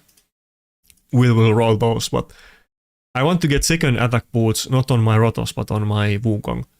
Also, I used to KSR some of these if I got good Ascension back in the day, but at this point there's so many things to KSR, I'm not KSRing my lethal anymore. Okay, so this could be a perfect boots if we just get lucky on the rolling and we get crit damage as the last one. And crit rate is probably, not probably, crit rate is the least important substat to have anyway. Oh, goddamn! I think I turned on the stream mode. Give me a second. I turned off the stream mode to DM people, but it kind of okay, we have it up. Good. I don't want to leak anything accidentally on the stream. Wait, we have the event up right now. I guess I can craft it. So on many pieces, if you like, you can't group crit rate and crit damage. So you want to have speed on everything. If you go for super endgame pieces, everything that is gloopable is generally better. But especially crit rate, since you don't, it's kind of hard to get 100% crit rate early or mid game, but at some point you can easily get the crit cap, and you might even have too much crit rate. And crit rate is like the one stat that I don't mind missing out. Okay.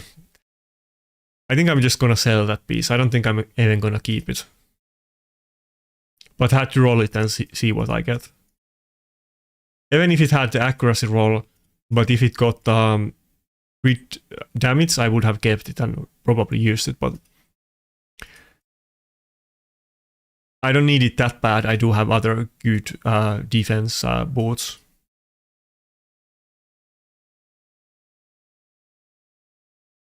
Okay, not that many, but like one good boots on Cruel and like lethal is pretty much good enough. Not like there's that many good defense scaling nukers anyway, and these, I mean, I have lesser boots, but these are like the two really good ones.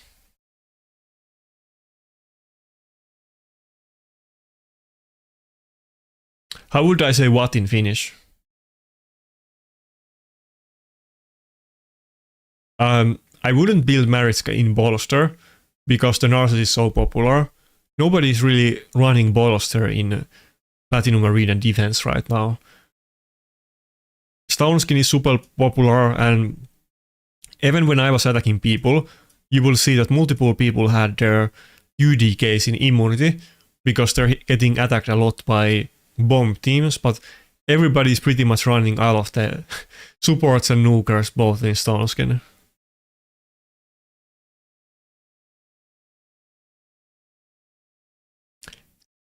Yeah, it could be 1+1, I have no idea. I hope it's something good though. Probably not 1+1 for voids, but you never know. Maybe they would consider doing one of those events. I'm sure they would sell a mass amount of voids if they did a 1+1 void event.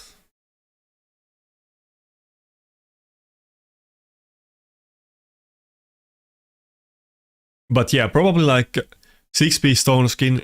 If you have accessories on Maritzka for Stoneskin, then you could basically put any 2-piece set that you have. Like, it could be anything. Maybe the main ones would be something like Defiant.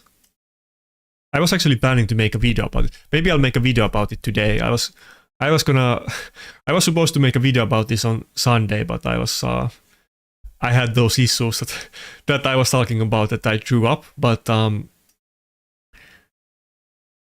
because there's not too many things that can mitigate the damage anymore, since Narcissus ignores the passives, and we can get the 2-piece set bonus with accessories, so you can have 6-piece Stoneskin and 2-piece whatever. Bolster is out of the favor for the same reason, Narcissus. 2-piece Defiant is suddenly a lot more attractive. Not only do you get some stats with 10% defense, but 15% damage from AoE is one of the few ways to actually mitigate damage anymore. So I think probably the best 2-piece sets with 6-piece Stone Skin would be like Defiant, and then of course Immortal, which still gives you a lot of like stats. I mean, you get 15% HP and a heal, can be pretty useful, especially if it's on something like Maritzka or Galatir that has some kind of revive or heal on your team, making them extra tanky can be very good. I was actually, as you can see, running my Angora on 2-piece Frostbite, this reset. Last week I had her in Immortal, but I ran her in Frostbite this week.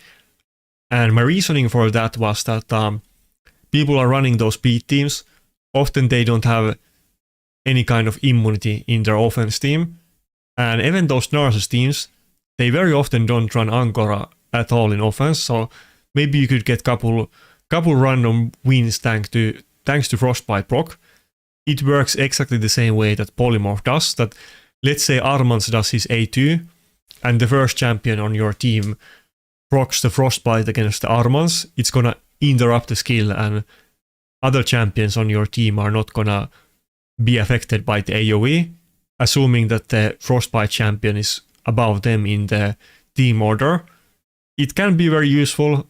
I don't think Frostbite has ever been very popular set, and often people kind of look down on it, but I think Frostbite actually makes a lot of sense in the meta.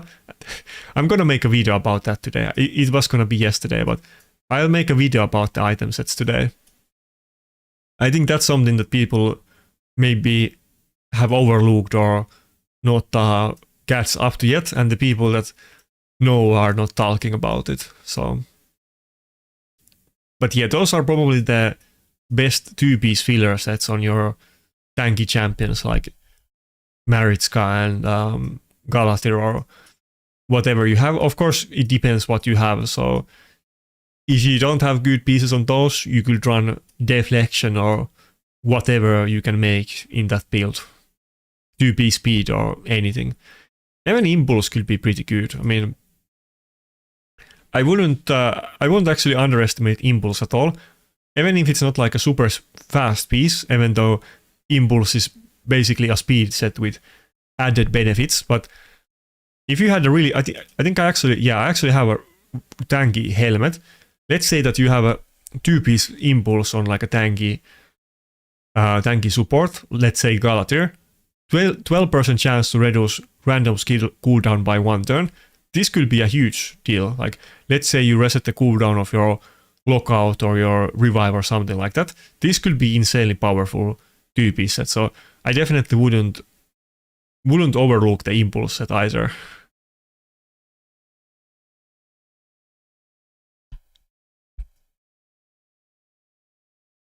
I don't have Gala +4 yet because, you know, I wasn't keeping epics before the empowerment, since you don't have endless amount of space. But probably I will make some kind of meme video when I'm able to do it.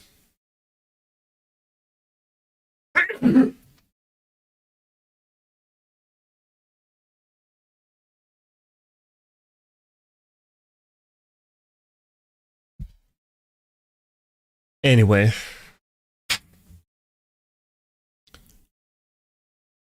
I don't think there's anything else super special 2-piece set on Nukers, on supports. I would say those are the best 2-piece ones with Stone Skin, but then you could run Immortal, or I mean, not Immortal. Resilience or basically anything, yeah. And like I was saying, this is just my speculation. I don't have any kind of leaks about this, but Larium has kind of hinted that we're still gonna get the clan versus clan PvP. My guess, pure speculation, it's kind of my hope and my guess, but My guess is that maybe we will get or not two-piece, maybe we will get deflection and swift parry accessories from some content. And if we do get the PvP CVC, I feel like that might be the avenue where you get those. And obviously, if we get swift parry accessories, then probably the way to go would be like maybe running 4-piece stone skin and 4-piece swift parry on some champions. That would be kind of good against bomb teams too, because you have a chance to survive against them, and then you also do get the benefit out of stone skin, and you get like speed and so on. But that's just speculation, and we will see if that actually happens. I was kind of I said it in CC chat. I asked about it. I was kind of trying to gauge the Plarium like community manager response if they like indirectly give me some kind of hint that they're planning to do it. But the only thing that they responded with when I asked about this swift parry and deflection accessories, they just they emoted to my question with eyes. So who knows? But I feel like there's a good possibility that it could happen. I was also talking about it that I feel like if we do get deflection accessories, deflections that could be interesting too, not just swift parry. Swift parry definitely would be used, but I double checked this from SAP, but you can deflect polymorph with deflection set. Nobody's using it right now, of course, because it's just better to run a stone skin or something like that. But maybe some people might run it with 4-piece stone skin. Who knows? I'm almost tempted to run deflection just as a meme and see what happens. But considering how hard time we had this week, I don't think that would be a smart idea. Especially since it's not like we're gonna deflect the lockout or anything like that. We need the item set that will deflect lockout. That would be super interesting. No, not even like make you immune to lockout, but item set that has like, I don't know, 30% chance to deflect lockout. That would be interesting.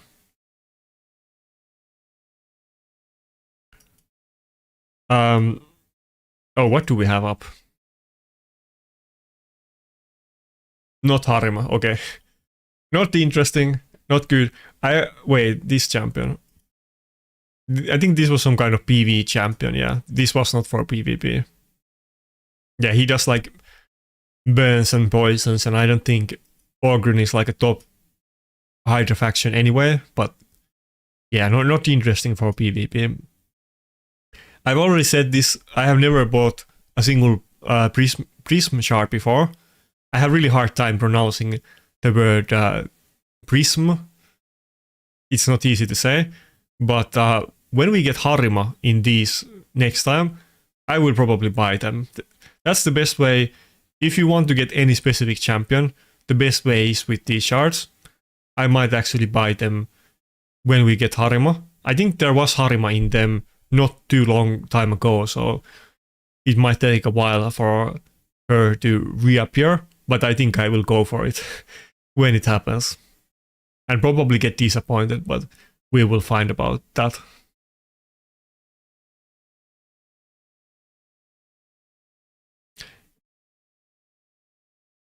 Yeah, but let me think about it. I feel like the faction lords have to be really good, but not just them to be good, but you need to have multiple good champions on the faction to use them. I think I made a video about it actually. I don't recall what that video was called, but I literally made a video about this.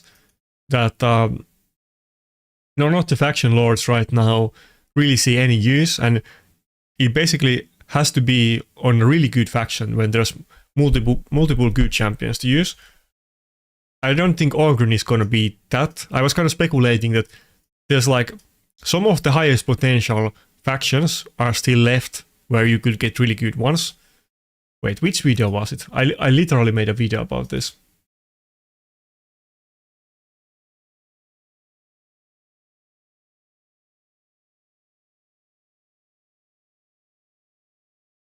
Oh yeah, something like don't underestimate faction lord bonus. That's the video I made about it. But I think the obvious most interesting ones, maybe right now, is actually Knight Revenant, because for the faction lord to be useful, you need to be able to make a full team of that faction, basically.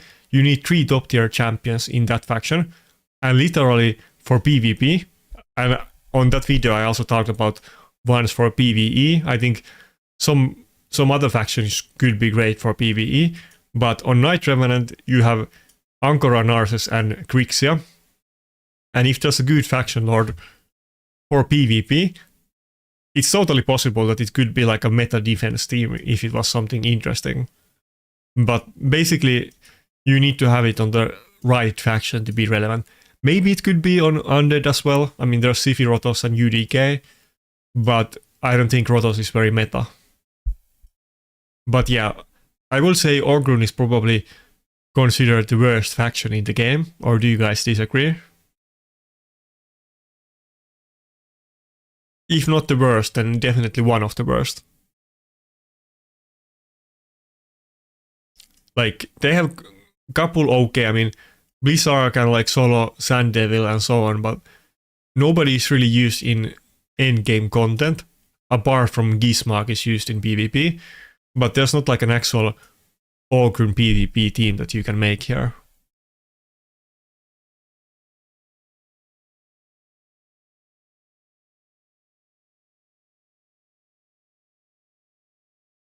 But yeah, I don't know if this is just coincidence or intentional, but right now they're just going from the like factions in like the order of the list, and I feel like it might almost be intentional that say they are saving the best ones for last, because in the last like 2 rows I feel like we're gonna have most of the best factions. Demon Spawn is probably kind of out of the loop right now. But apart from like Undead and Knight Revenant, I think there's actually few viable PvE factions here. I mean, we have Tranda, and it's kind of hard to say, but I mean, on the Tranda faction, you have like Acrisia and Gnut.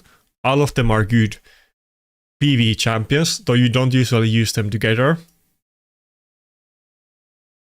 Maybe there's some kind of possibility that if you get a good faction lord that is good on bosses, maybe it could be a big deal. Yeah, I mean, like I said, I literally made a separate video about this. On Shadowkin, it like I don't think it has as high potential as Knight Revenant, but you do have multiple good PvP champions here. I mean, you have Mikage, Harima, Yumeko, and Shu Chen. Those are not usually like, I mean, I guess it's kind of going for a speed team, so maybe there's some kind of combination you can use there, but usually you don't use those 3 together. At most you're gonna use like 2 out of 3 of those in like a live arena team. Of course, you can't really use the faction lords very well in live arena either, so I feel like the best content to use them or get some kind of use out of the bonus is gonna be either in Hydra or Classic Arena, where you have a set team, but maybe you could have some kind of offense team with those, who knows? Maybe if the faction lord is a Nuker, and you can have some kind of speed synergy with like speed champions and speed teams on that Nuker, maybe you could pair it with Shuchen, Yumeko and Mikage. I mean, you would have like attack buff and lockout and boost here, so... But I think they're planning to make some kind of super OP faction lord on Knight Revenant. I think that's what they're going for. It's just me speculating, but I feel like none of the ones right now have been like a big hit that people wail for, and they probably want at least a couple of them to be OP and meta defining. And I think Knight Revenant has the highest potential for it. One champion I also didn't mention, or maybe even 2, like you have Georgid, which is also, of course, a top champion, and there was even one team with Hegemon in the top 30 if we weekly look. I think there was one of them in last week top 30 as well, it might have been the same guy. I can't recall out of top of my head. I think it's actually a different guy. We're gonna see that the rank 17 Gypsy, he's running Hegemon. I think there was a CHQ guy that had Hegemon defense last week. I will have to double check, but there definitely was another Hegemon defense last week as well. It kind of makes sense when everybody's running speed teams that you could even give a go at the Hegemons. Though I do know because I did battle this team that it's actually a nuke Hegemon. It's not some kind of stun set or hybrid build. It was just a pure nuke build.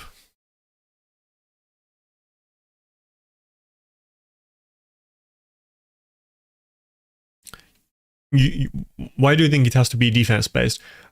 I think the most important part for it to be relevant or like top tier is not really how it like scales or anything like that, but it has to like have some kind of synergy with the existing top champions in that faction. And since we do have like, let's say 5 other top tier PvP champions and like really top tier PvP champions, there's definitely a possibility that it could be meta. I mean, it still has to be a good champion and so on, but I feel like Plarium they want to have some of those faction lords to be a big deal, so I feel like they will just make at least one of them intentionally like top tier.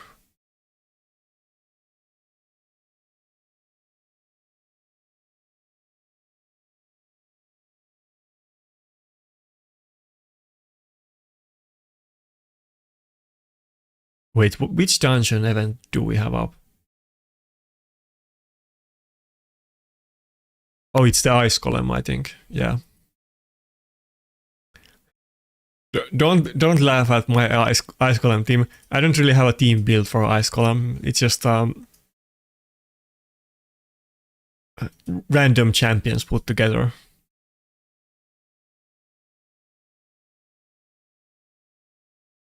It does the job, but it's not very fast, and it's not some kind of speed Ice Golem run. But to be honest, I normally when we have these events, I'm gonna run the Dungeon 20 in all of them for Fusion, but I'm running the hard 10 right now for the Marius missions.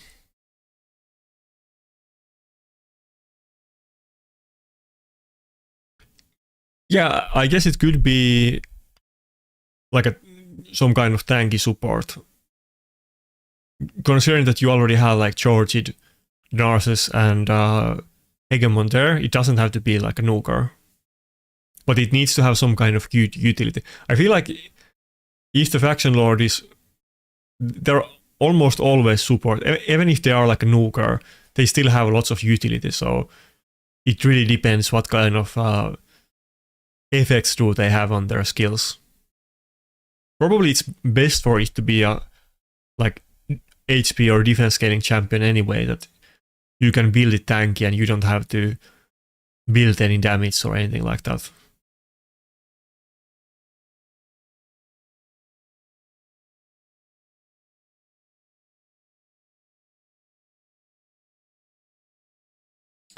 Wait, did they do any updates today? No.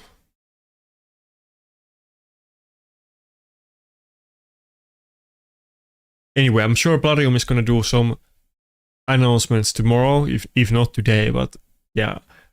I'm super curious about the extra special summoning event that we get.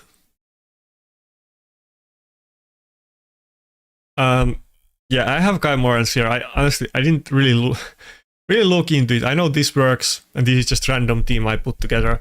I know you can like solo it with Artak, but you need to have like good gear for it. And I would have to like use Chaos Dust on my regen pieces. There's no way I'm gonna go for that. So, and I'm not gonna farm Ice Golem outside of the Marius missions. When we have the normal dungeon events for the Fusion, I'm just gonna farm the normal 20 instead of hard 10, because that gives you more points per energy. Wait, let me check double check after this that I actually need to do it. Otherwise, we're just gonna do normal 20. I think I'm actually on the one mission before that. I'm on the get 10 mythical pieces or something like that.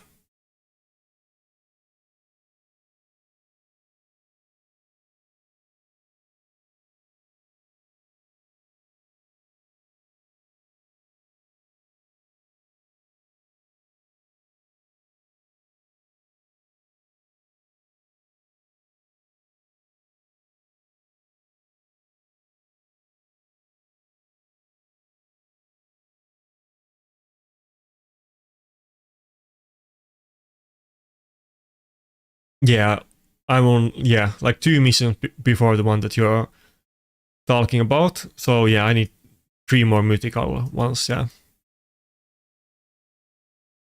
I don't have the table right in front of me, but I'm sure you guys have seen those charts that if you just want to get the like the Ice Golem event done or the Dungeon Divers event done, best way is to just do 20s.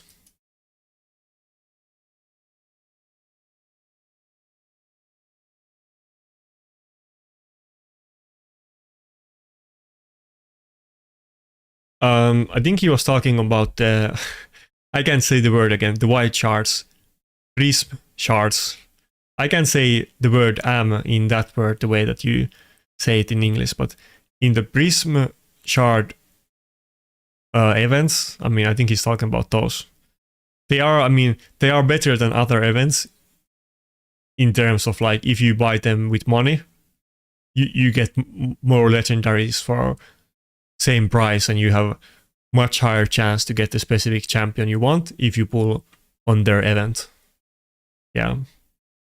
B shards. The white ones. I don't think people really focus on Harima damage. I think people usually build Harimas very fast, actually.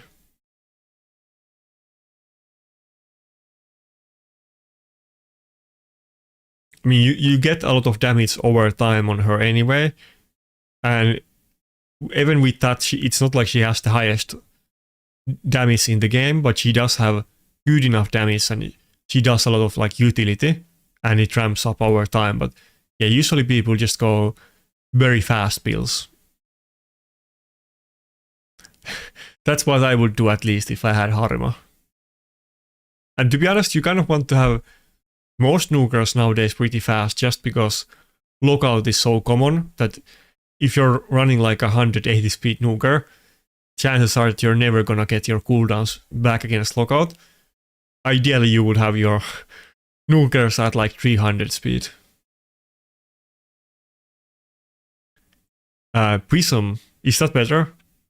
Yeah, maybe that's the way that you say it in English. Yeah, Prism.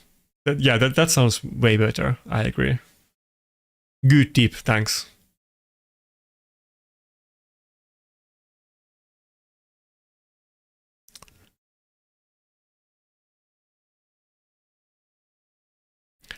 Yeah, actually, when it went horrible south, I didn't even get Plat at all, and it was actually kind of shocking because I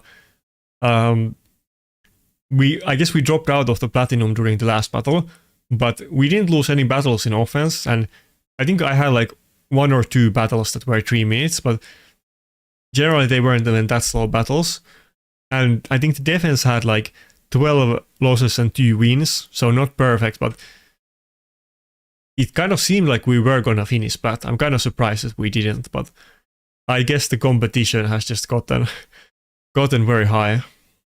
Maybe I should have done a shorter push. Maybe I pushed too early and I just couldn't afford to get hit that much.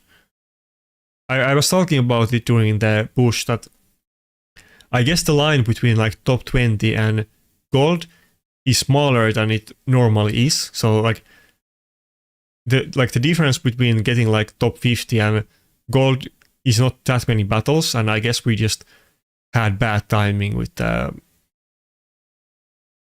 like losses at the end and not getting like maybe if I pushed a little bit longer and I dropped out of Plat and then I got back in, or if I pushed shorter and I just I didn't get hit as much, but I guess it was the wrong timing.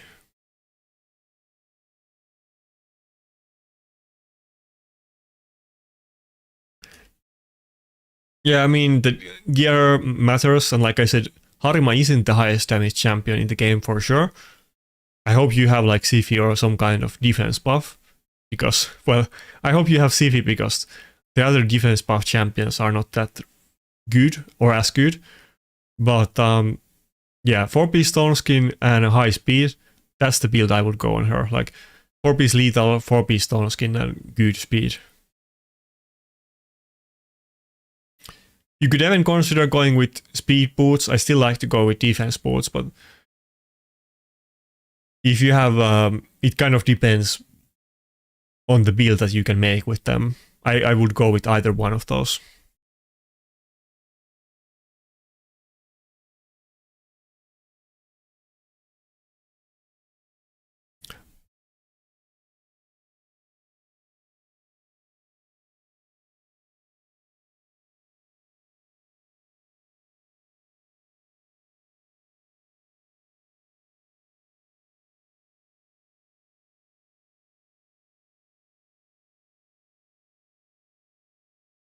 Yeah, I feel like I have actually spoken about this like very long time ago too, but we kind of need more good champions with defense buff. I mean, I'm kind of surprised that we haven't gotten other revivers with defense buff at this point.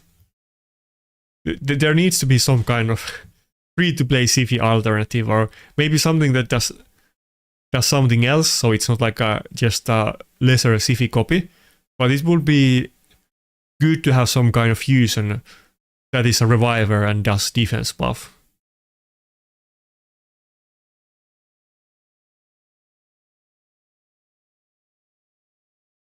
I guess Python was like a mini Duchess, so maybe something like that for defense buff revivers, but it would be more interesting if it was a little bit different than Sifi.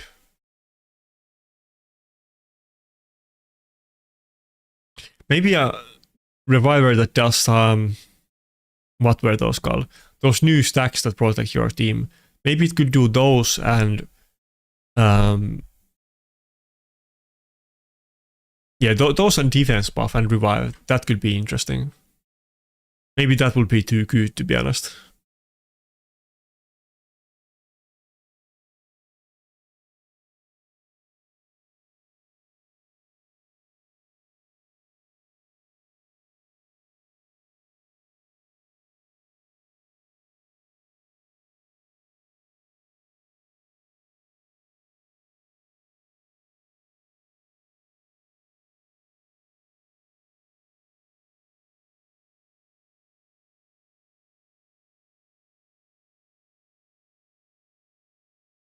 Yeah, I use Mitral and Helicat as my defense buff champions, but I mean, they obviously are not as good as Sifi, and it's super good that you have the defense buff and revive on the same champion, because you pretty much always are gonna want to have some kind of reviver, and if you have to pick Mitral just to get the defense buff, it kind of takes a lot out of your team. So I'm super looking forward for Marius, because Marius does do a defense buff, and not just for himself, but the entire team.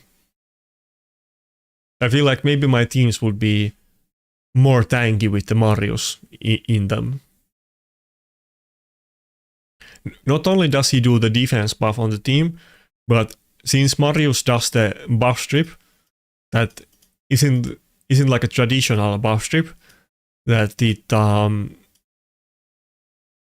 reduces the duration of buffs, and he's not gonna get polymorphed with this skill. The enemy is also gonna lose damage that way, because you're gonna remove their attack buffs and defense buffs and so on. So you get your own defense buff and you remove their damage increasing buffs. I think he's gonna add a lot of survivability on your team, but he himself isn't tanky, so he's very easy to one-shot.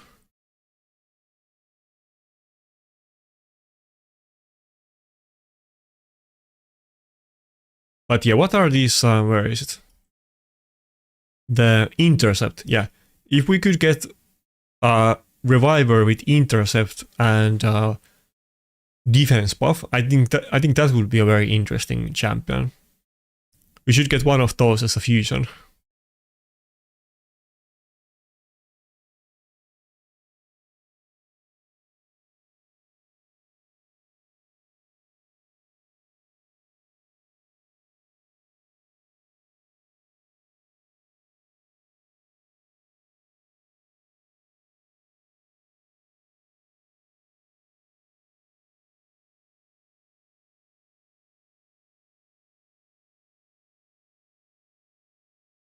Yeah, I don't mind Mariska buff if I get her first, but I don't think Mariska buff would be super super fun for most people.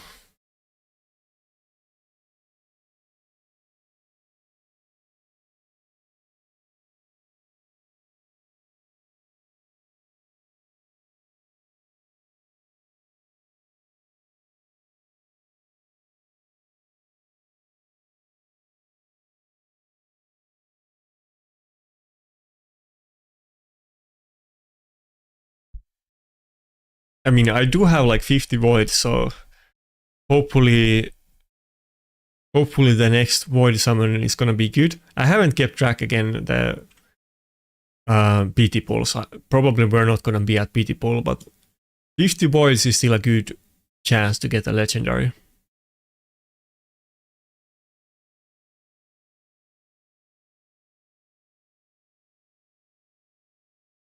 Half of the champions that I have for the Ghost City waves, they are like not even geared because you have to like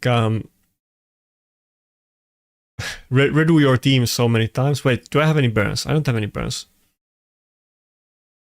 Yeah, they're like half naked most of the time, so. But as long as I have something like Rotos, he can solo this.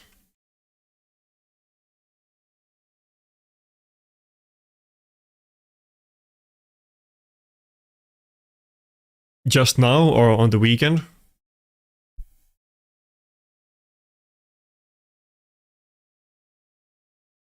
You mean during the Karas event?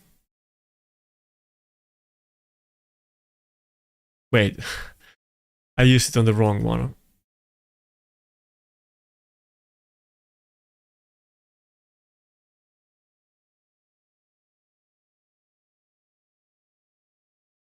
Oh yeah, I think now that I think about it, I think I saw it. Yeah, I remember it now.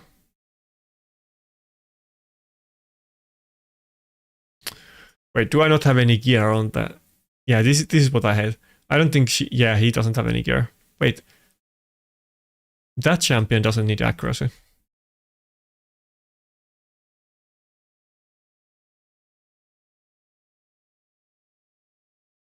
Yeah, I mean that sucks. I don't think Portus has any use even after the buff. It's kind of funny. I feel like when they have been doing those buffs like Fortus and Angor, um, are they even worth doing? I feel like people are just getting more angry after the buffs.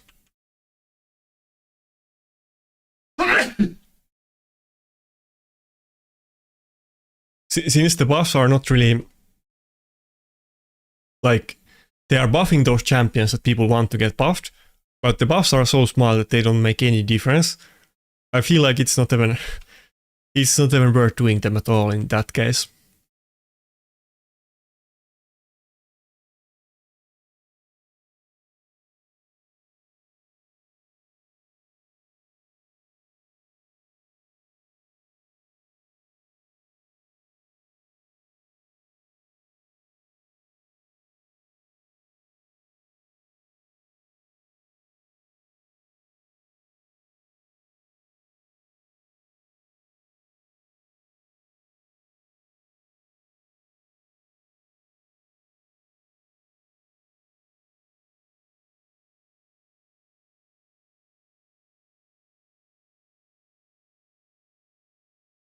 Oh, nice. Now we have a less grainy top 30 picture.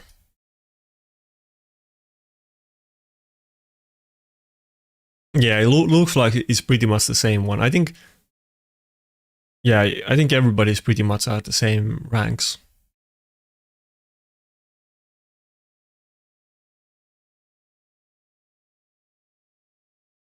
Yeah, I'm so curious about that Ursuka though. I really want to find out why was he running Ursuka and how did it actually do?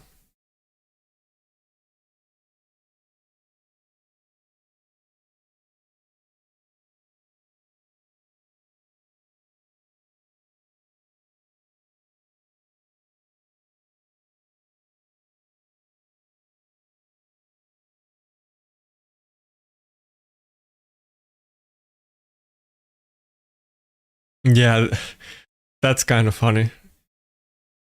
Well, actually, I think somebody hit me with Annie today in defense, and I lost to him. But yeah, Annie isn't gonna be like a won the champion or meta champion ever. So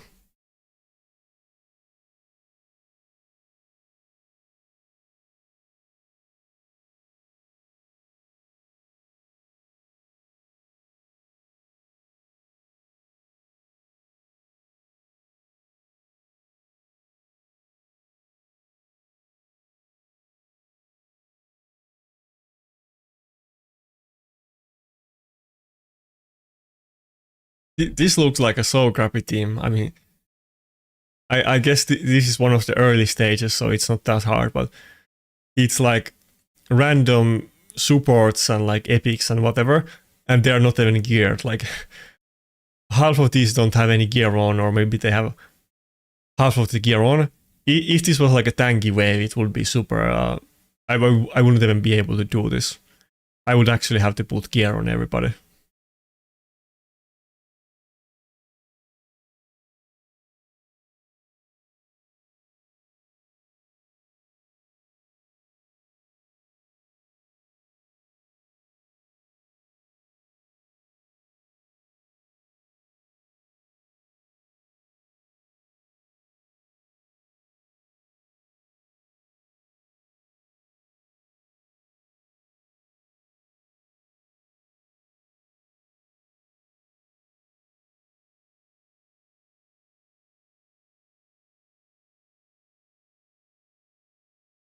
Wait, did we not have any music on this stream? There was already so many issues, but I don't think I even put the music on.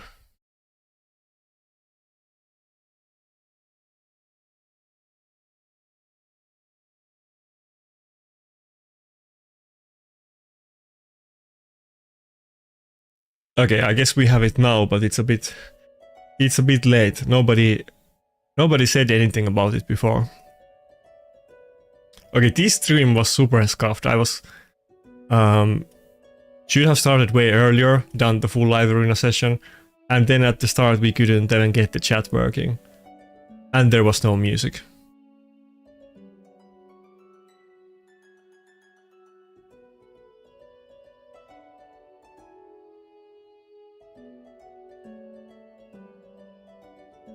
I like the music. I don't know if you guys care about the music, but I prefer with the music a lot more than without the music.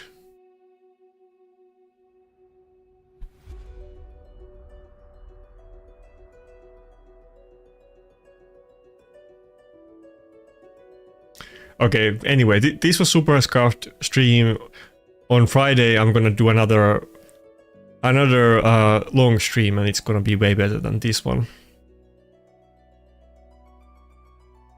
I'll make a video about the things that we talked about a while ago with the item sets today too.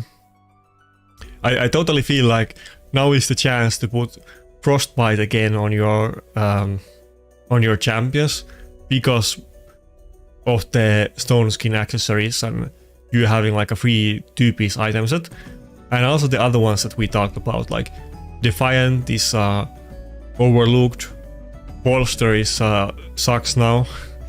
There's kind of like a meta shift in the item sets.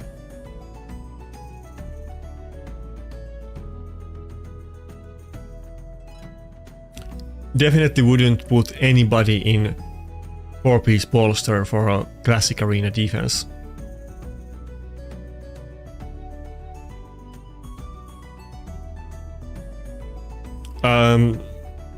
Not really, like a little bit. I guess I just made like my main attack nuke set as preset and a couple other ones just when I was using them for the hard Curse City floors. I was doing just before the like couple days ago. I think on Friday, yeah, Friday and Saturday, just before the rotation ended.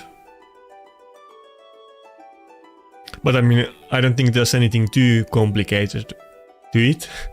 You just save the presets and that's it. Actually, there's one good mechanic that you can do with that. You can save item presets that you're planning to use in future. I actually did that because I was looking at my Angora build. I think there was like something that I needed to ascend before I actually put on her. And I saved the preset anyway, even though I didn't put it on her, but maybe I will remember at some point when I look at the item sets that I need to use that one. But yeah, I wasn't super organized with it. I didn't go into detail yet, but let me show you what presets I got.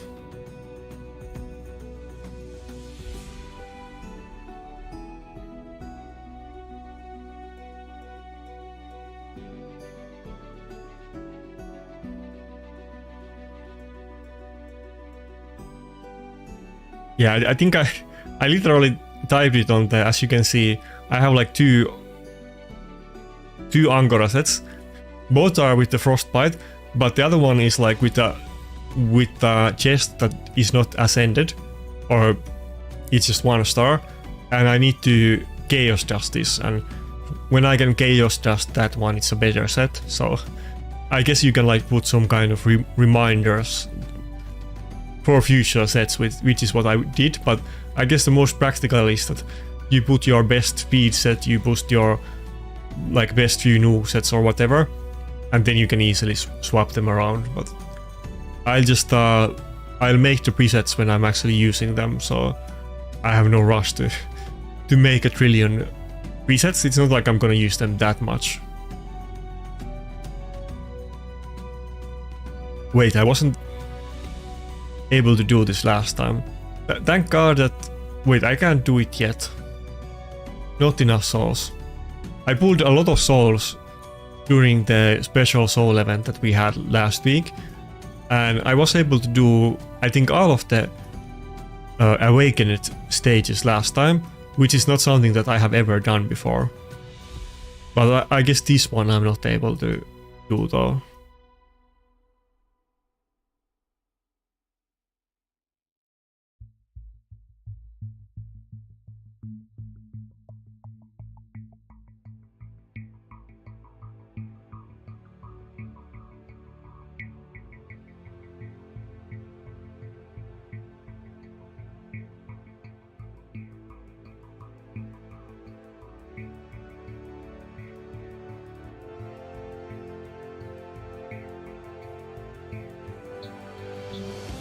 By the way, it was super helpful when I was streaming Friday and doing the hard Curse City floors, especially the super hard one. I don't recall what the number of that one is, but it's the one where you had to use like epics only and like orcs and some like 2 other factions or something like that. The one that I was running with double Charkala. It definitely helped to do it on stream and get some feedback about it. Probably would have taken me longer time otherwise. But that floor though, it's super painful. I feel like they should... I guess it will be easier next time. I mean, I'm gonna get upgrades on the Great Hall and I'm gonna get masteries on Sarkala just for that floor. But yeah, that is still ultra hard floor to do. And by the way, one thing that is going to be super good with Curse City is that you kind of forget about it, but since they nerfed Iron Twins, Phantom Shogun and Sand Devil, which is not that big deal for me personally, generally, except you have to do that. There's that one Sand Devil stage on Curse City, this one. This is super hard, this is super painful. I guess it's gonna be a lot easier now, I assume. I mean, I think that's pretty good.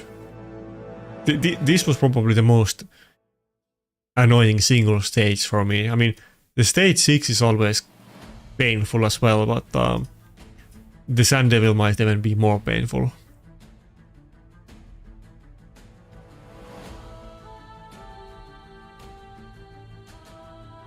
How much time do we have for the clan boss reset? Okay, like 20 minutes.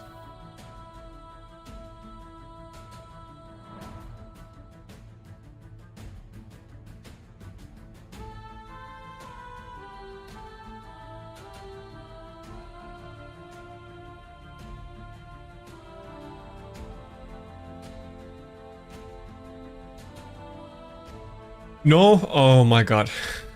That would have been so good if they did it. Oh. Well, that sucks. I wish they would have done it, because I think, for me personally, that would have been much bigger deal than nerfing the normal Sand Devil. Ah, that sucks. Wait, how come it doesn't affect those? I don't understand how it wouldn't affect them. Didn't they just nerf the Sand Devil stats and so on?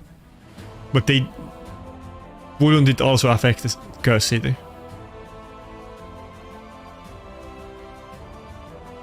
Yeah, it would be kind of weird that they would go out of their way to like change the boss mechanics on the Curse City to keep it harder.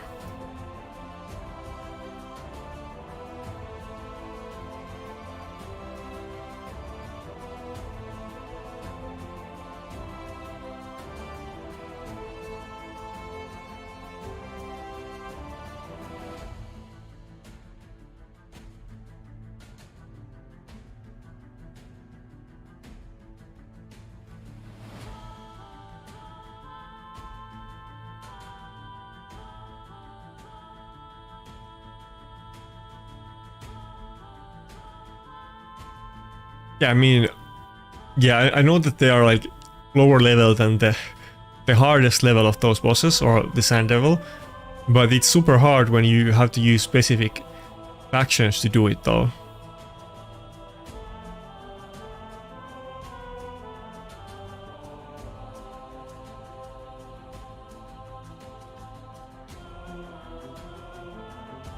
But it's not like they nerfed the boss levels, they just nerfed the bosses, right? So, even if the boss is the same level on Curse City, I would have thought that it would be easier.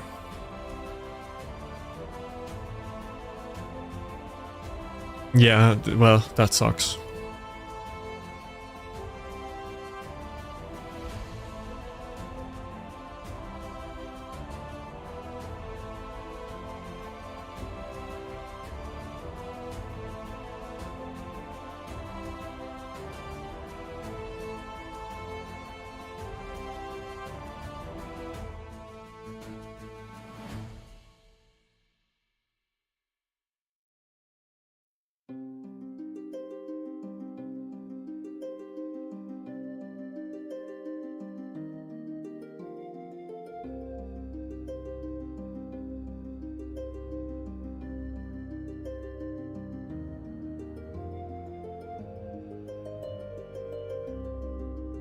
Okay, so maybe they will be a little bit easier, but okay.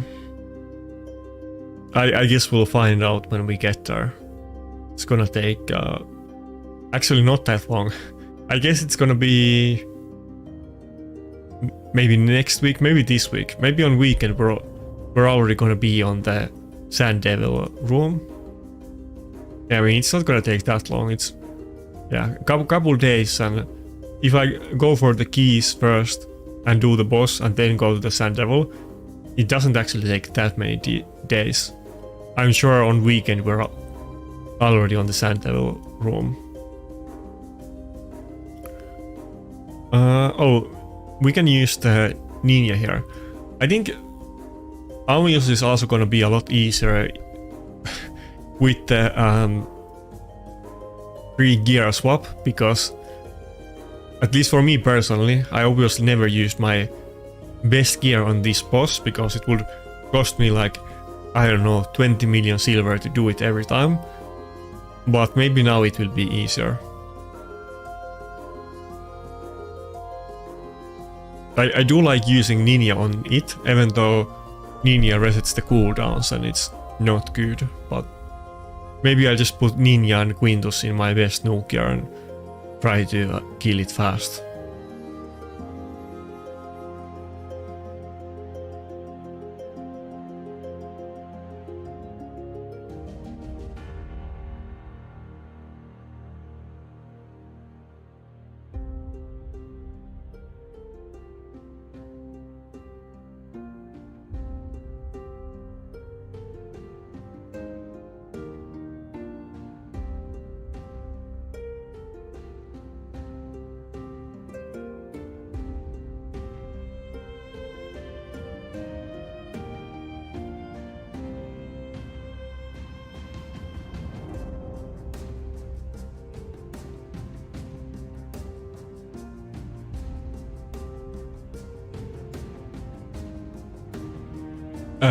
I think I pretty much, I guess you can see my team, so am I running the same teams in off? Yeah, you can see I'm running the UDK Wukong Tormin as well. It's kind of a weird team, but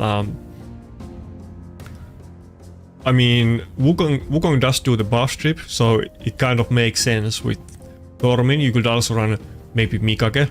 Those are common buff strippers, and I like the UDK Wukong combination, so I would do it. By the way, why do I have Kaimar on it? I don't think I ran Kaimar in that team on defense though.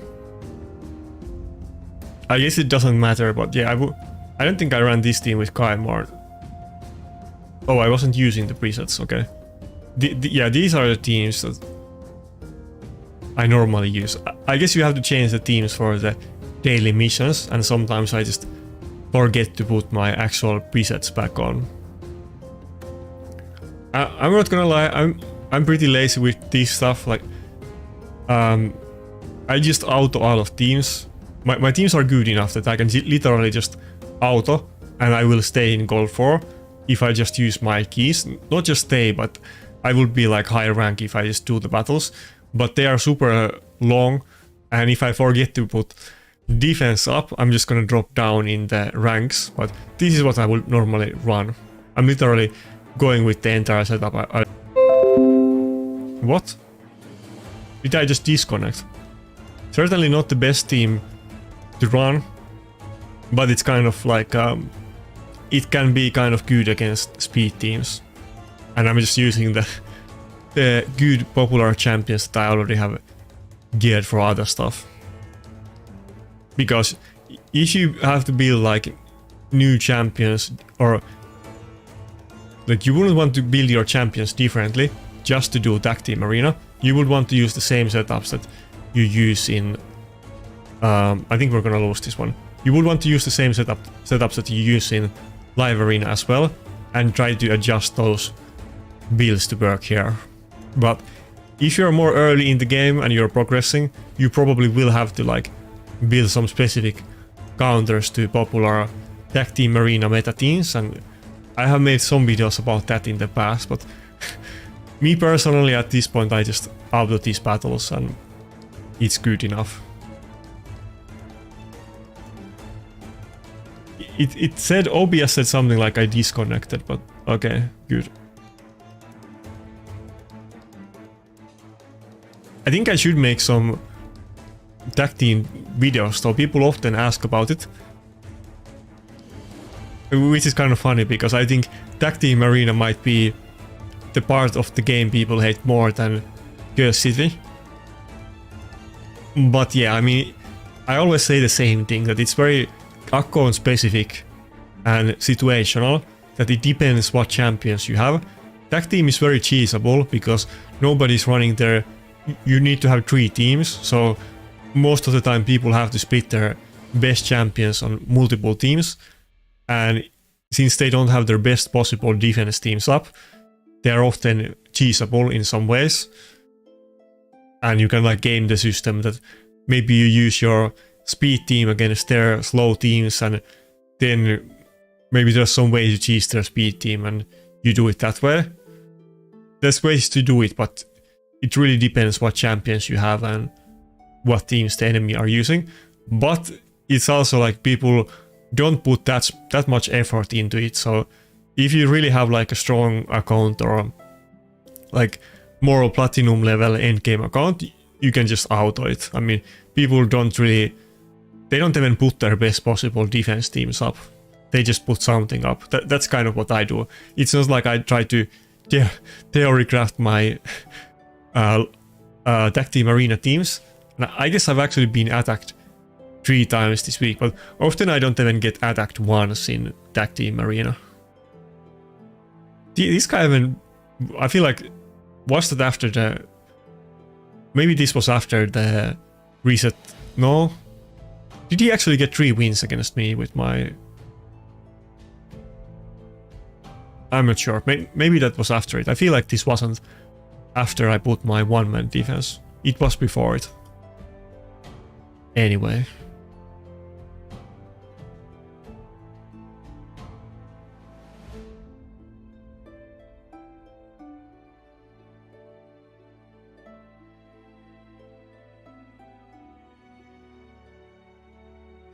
I feel like my Faction Wars teams are just getting not better but slower over time because they keep losing all of their gear for other content.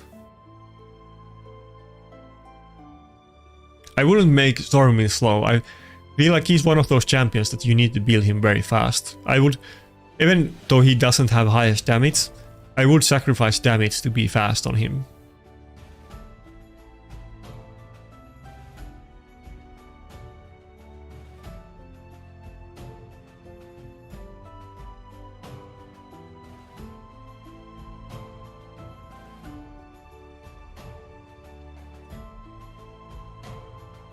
What do you mean by like actually locking out the enemy lockout teams first in Plat?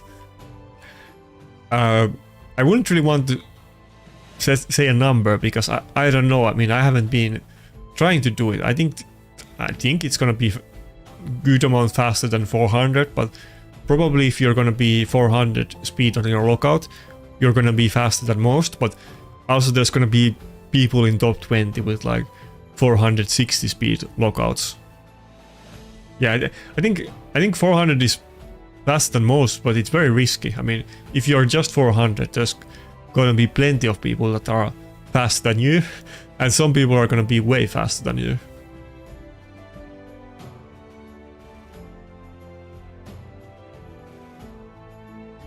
I think maybe if you're like 420 plus, then it's more reasonable, but really you should, if you're trying to compete in speed, at that point you should just try to remember the people that are faster than you. It might not be easy thing to do, but I know that those people that are really fast and compete in speed, they know who is faster than them. Rats always knew everybody who is faster than him, and that's what those other people do as well. I mean, Biohack knows who's faster than him, so I guess he has some kind of Excel file and he types everybody's teams down, not just their speeds. But yeah, I think the people that are fast, they try to remember other fast people as well. And you probably know, I mean, if you're generally faster than most other people, and then a couple times you get outspeed and lose because of that, you probably will remember those people afterwards. But people change names and it's kind of, you know, complicated.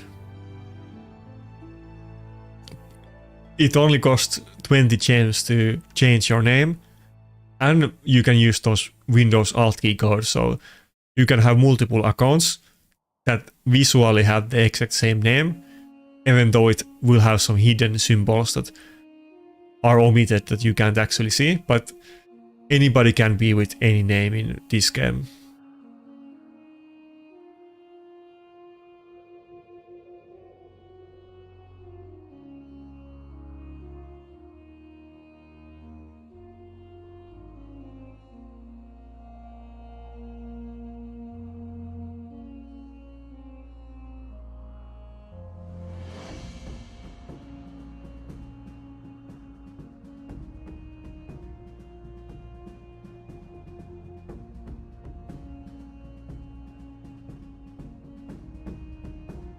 And yeah, we already talked about the summoning event. I don't think I would go for that Prism shard event we got right now. I would only go for Harima, but that's just me. But I mean, since Duchess sucks, but what are the good like non-void or mythical champions you want at this point? Maybe like Rodos, Wukong, UDK, but it's not the biggest priority in the game to plus for any of those. So I feel like there's not too many different reasons to pull those shards anymore. Well, I mean, Avink has the same issue that most champions do, that you get locked out and then he doesn't do anything.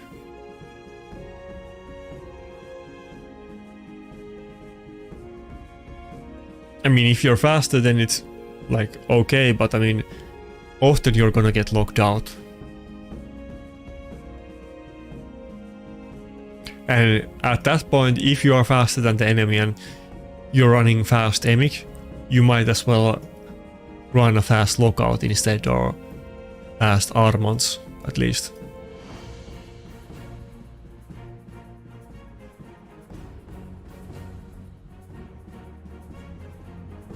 By the way, anyone got any ideas? What should I run next week then? I guess 2 wins and 12 losses is not good enough. I feel like I can't come up with anything that would be better or make people attack me less. I'm kind of at the stalemate at this point. Maybe just with slightly better luck I would have gotten more wins.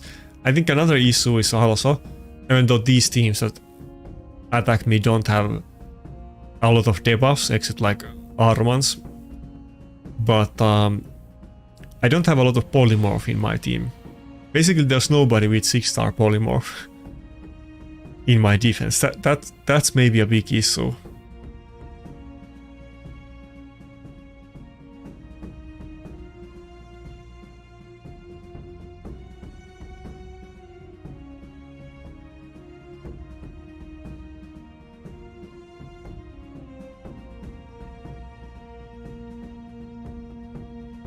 But hey, we made at least some improvements. I didn't hit anybody in OC this time. At that one point during the stream, somebody said that don't hit OC, and I thought I had hit OC guy, but no, it was one of those ET guys, no, not an OC guy that I was attacking.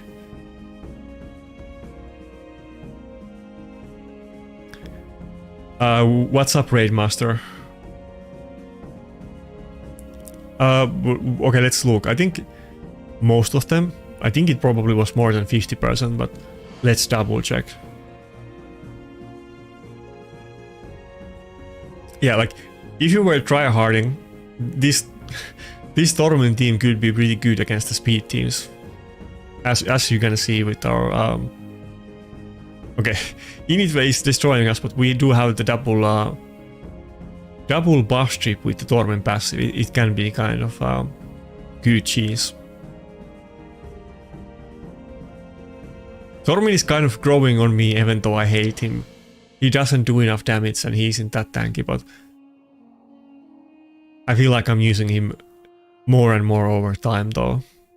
I probably will end up getting 4-star blessing on Torment at some point. He kind of needs it, and I think I'm gonna use Torment even after a long time in live arena.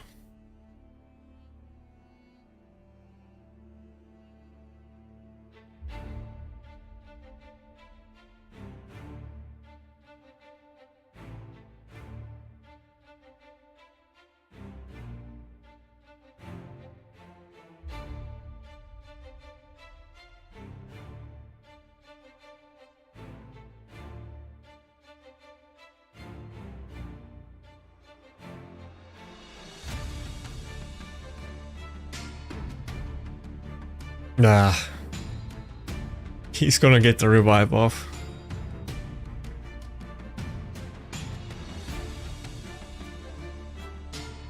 Okay, let's see. Did they talk about, probably not, but did they talk about the reset on Reddit? I should make some I should make some Plat Arena threads on Reddit. Maybe we will post the top 30 and start a conversation on Reddit. Probably they don't care, but I might as well do it. I'm kind of interested to see what Reddit thinks about the meta, or if they care.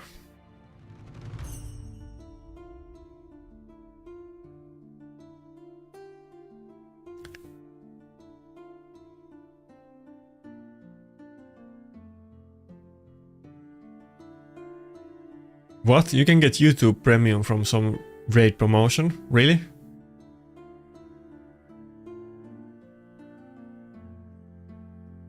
I don't know if that's that's some kind of scam, or you will get some spam email.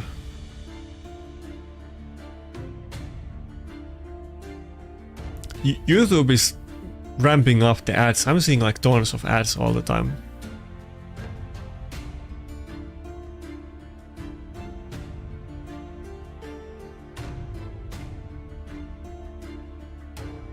Okay, so let's see the teams that actually attacked me.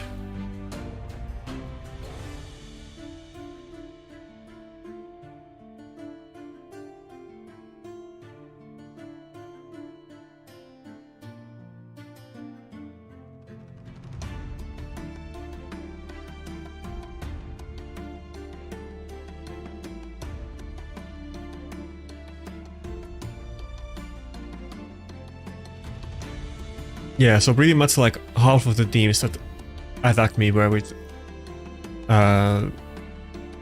Narcissus. Maybe like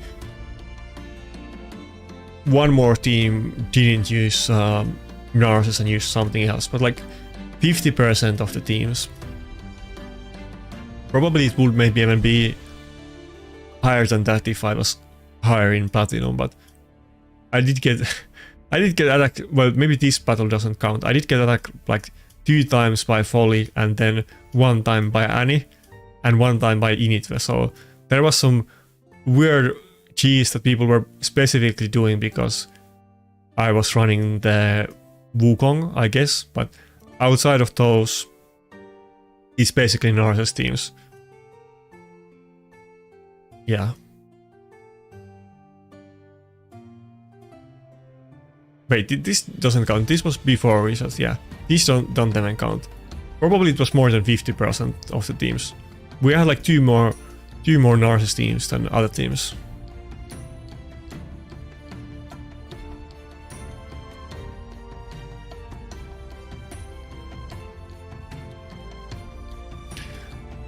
I could, but I feel like the people that run Narcissus defense, they are fast. I mean, he just dies once and then it's over. I mean, I guess if he goes first, then he's gonna kill the enemy. I guess that's the way that if I go before some of these teams, I will just kill them. But as you can see, a lot of them are using lockout. And if I don't, I think Wukong has better chance to actually get a win.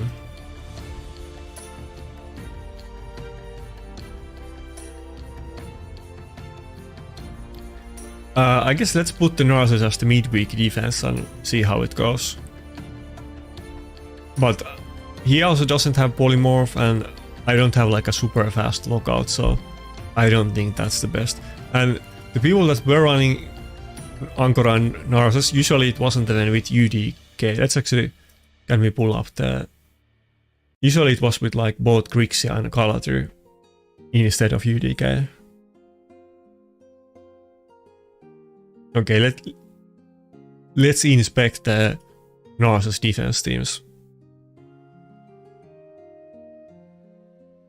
Oh, okay, so the first one is actually with UDK. It's double lockout with UDK and Narcissus without Angora. This one is with UDK and Grixia. Okay, here we have basically triple lockout. Narcissus with Galadriel, Grixia and Armans. I guess there's like multiple different ones. Here's one without UDK. Yeah, maybe like half of them have UDK and half of them don't. There definitely is multiple of those teams, to be fair. Maybe I will run it. I feel like on paper my Wukong defense is gonna be better than this, but maybe it's gonna deter some people from attacking me.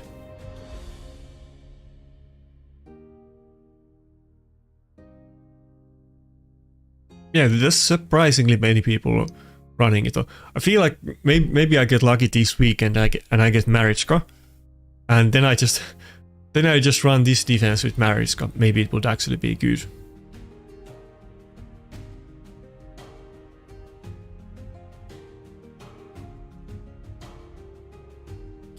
I don't think Ward of the Fallen makes any difference as long as I have 3-star blessing. Yeah, that's also an issue. I don't have... I mean, I do have reaction on him. Did I swap him? Yeah, I can have triple reaction, but the third piece is kind of sucky. But I could run him in triple reaction. But I won't be able to put my Narses in Stone Skin. I just haven't gotten any Stone Skin pieces, and I have like Chaos Sword everything.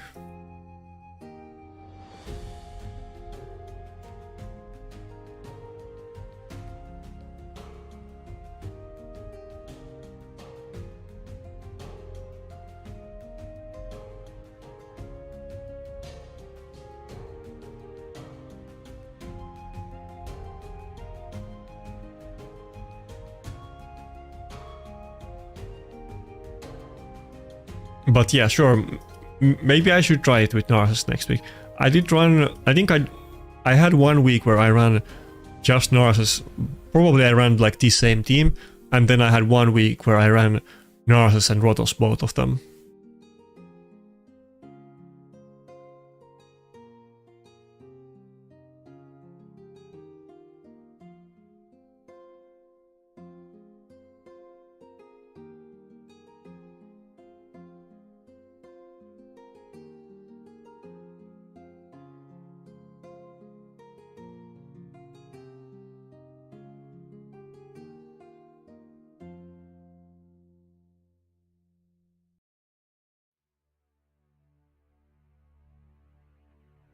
Yeah, for War of the Fallen you need 6-star, yeah.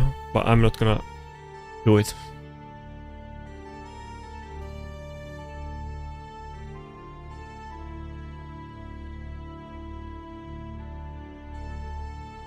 I mean, the issue is of course that I'm probably gonna get locked out, but at least Angora can reset the Narses cooldowns with the A1, but I mean, Narses has to be able to take a hit.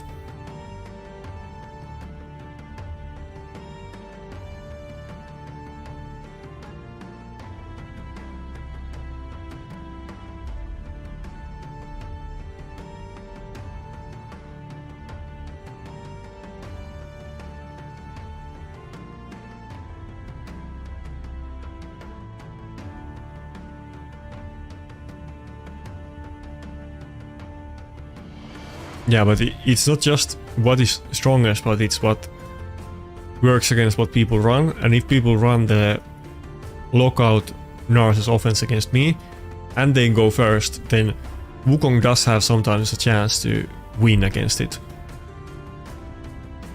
But yeah, sure, I mean, probably there won't like be any notable difference. We will find out, I guess. Like, I don't think this can be that much worse than how we did with the Wukong, I guess.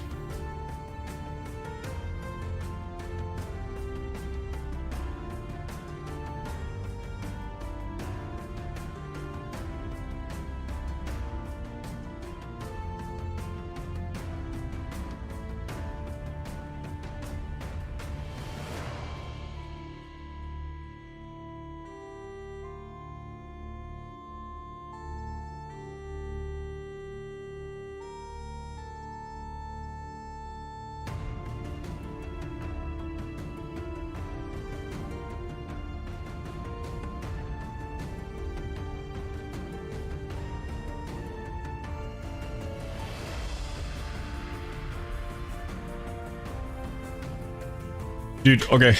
This is kind of embarrassing to say, but there was some event. I missed Airstreet by 5 fragments. I wasn't able to get her. There was some event I missed and I was 5 fragments away from doing her, so I don't even have Airstreet.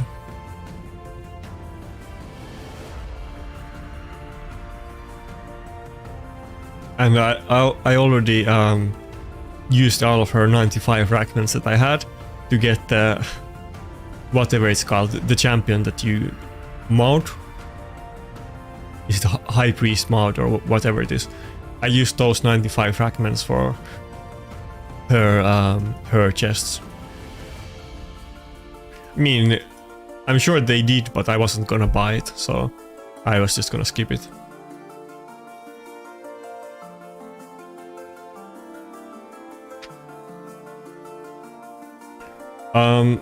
Well, like I said, I can make my Arbiter 391 with max clips, and then like you could get another 15 speed with the blessing. I guess I would need like 1 star more, so 406 is it 406 with the blessing, and I could get like 10 from Faction Guardians, which I don't have. I think I'm close to it. Yeah, like two more champions, but I mean that's very like in very perfect situation. But I think my Arbiter is like 373 speed. I could definitely get her, or I'm sure I will get her faster than 400 at some point. But my Armand is almost the same speed as my Arbiter is. And he's in stone skin. So probably I should just focus on my Armand's build instead.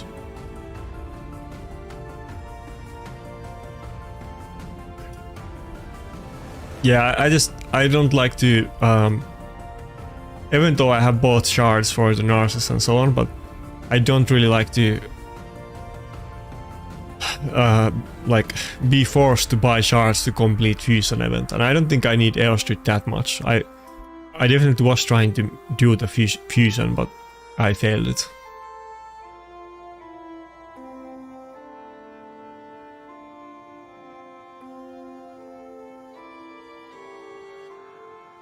Yeah, I don't think I need her that much, to be honest.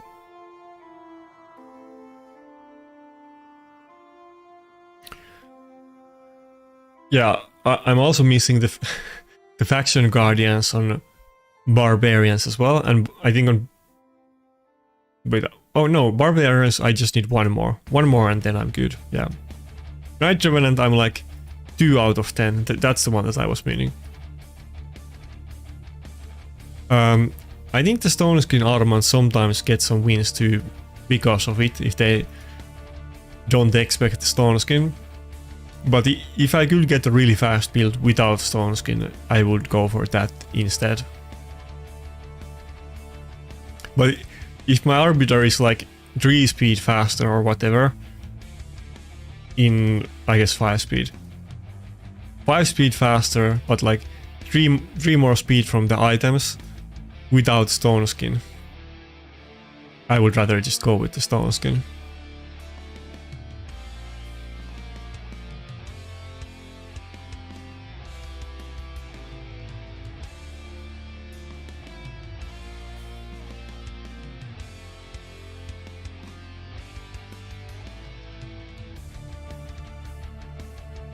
Yeah, I don't know if I will be able to get the 400 speed Armands though, but I mean I have everything like in triples and quads, so getting 400 speed will take a lot.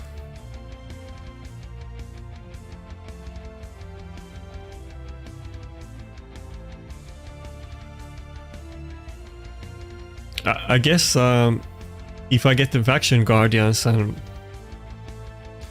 Empowerment, and he's not the Void Champion, so it's possible, it will be like 388, but and maybe I could get like 400 speed with max clips or something like that, but even that is... I don't think I can even do that. It could maybe almost be 400 speed, but 400 speed is a lot. At least in stone skin.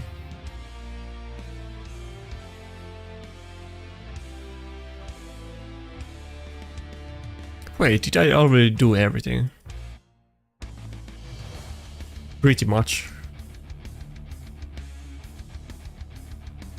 Yeah, today wasn't just like 4 hours for live arena. Today is not gonna be the longest stream. Next Monday I'll start earlier and I'll stream the live arena before the classic arena reset. But on Friday I'll do like a long stream.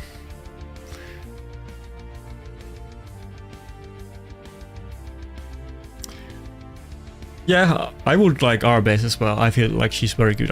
I've said it many times on videos and streams that I think she's kind of underrated because Grixia and Galatir are so good that people forget about our base, but our base is very good as well.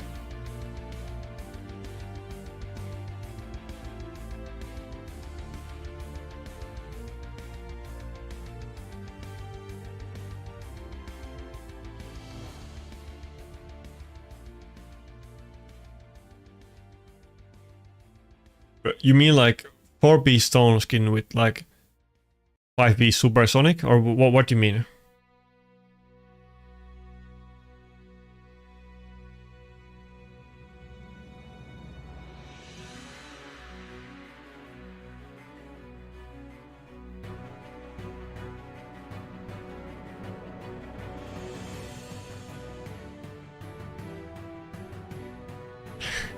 Nice, I guess.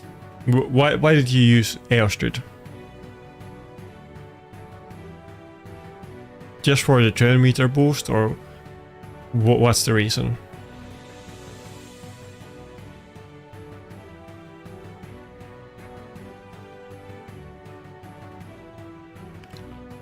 Probably I need to do shorter boost next time, I guess.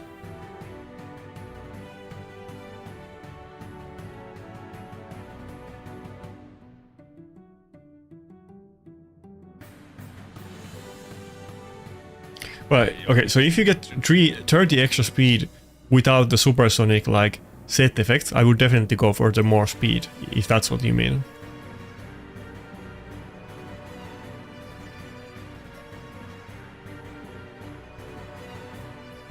Wait, so you like you have her with 6-star glip or 6-star blessing, or what do you mean? You have a Elfstrid with 6-star blessing, and then you also ran like Armance or Lockout or something like that.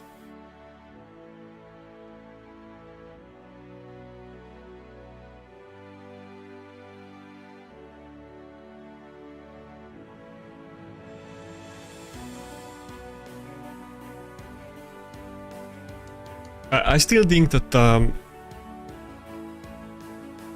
like Galatir or Marichka, Sifi maybe less so now in Classic Arena, but Galatir or Marichka, if I get either one of those two pulls, they would make a big difference, or I guess Grixia too.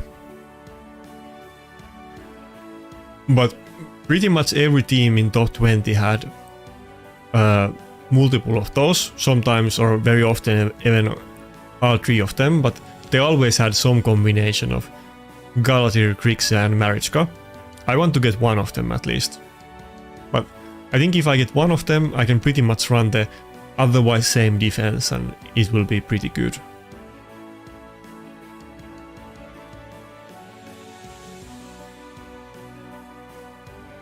Or something very similar at least to what I was running today, or some of the other teams that I run in the past weeks.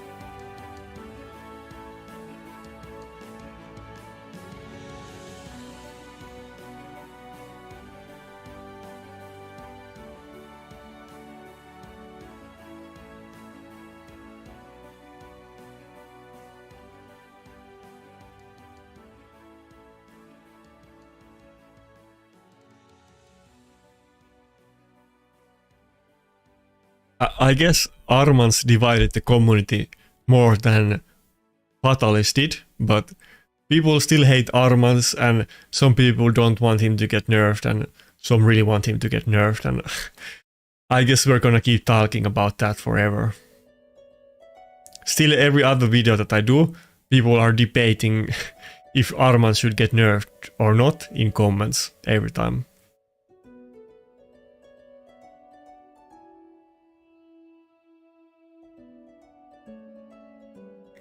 But, I mean, I'm not gonna not use Armans just because people hate him.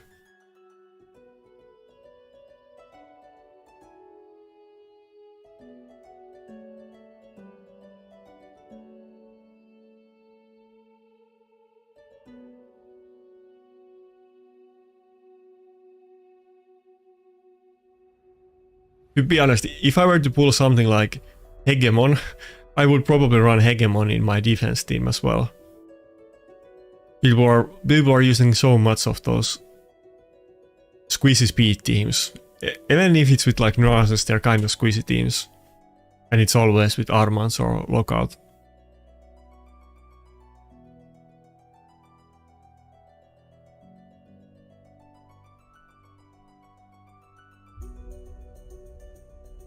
I mean, why not Grixia in a speed team? I think most of the speed teams were running Grixia.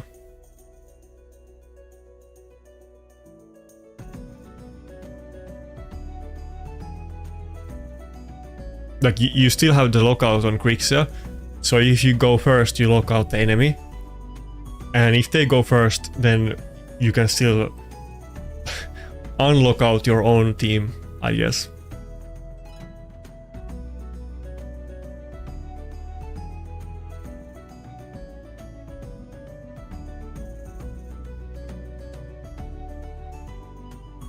I mean, I agree, Armans is like a first pick for people in live arena, though in big part it is also because basically everybody has Armans, and let's say that I have Galatir, chances are that the enemy doesn't have Galatir, so I could first go for Armans and then also Galatir, but it is also on like the same level pretty much.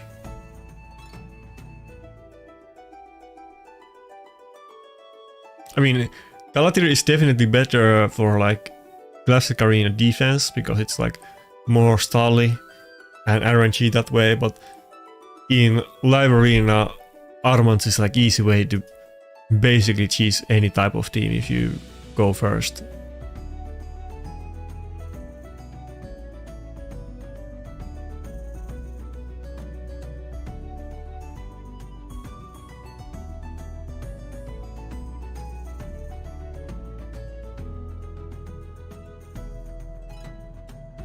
Why am I doing Scarab with this team? I feel like I don't have any type of Scarab team at all. Like, I guess maybe I had like years ago I had my Royal Huntsman in Destroy gear, but I don't think Royal Huntsman even has any gear on him. Probably I just autoed.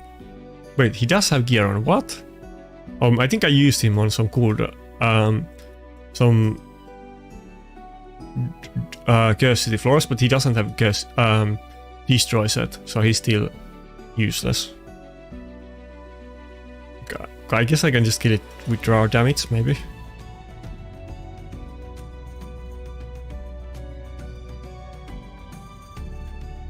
I thought I killed the floors with whatever is the poison guy you get from Doom Tower, but I guess on the normal I've just had the same team preset for like years and I haven't had to change it even though it sucks. Can we just kill it with like putting all of my nukers in there?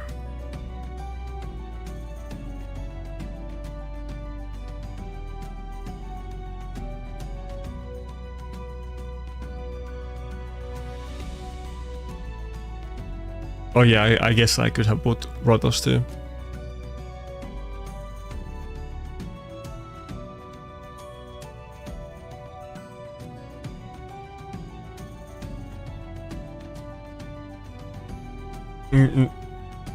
No, it's normal Doom Tower. I already did the hard one. I'm pretty sure... What's the name of the champion? I got now Urost. I'm pretty sure I'm using Urost on this floor on the hard one. But I guess I'm pretty sure like many years ago I had my Royal Huntsman in Destroy set. And I've just kept him in the team, I guess in the normal one. And haven't needed to change it because it was good enough to auto and I probably didn't even look at the team. But I don't have him in Destroy set anymore and haven't had it in a long time.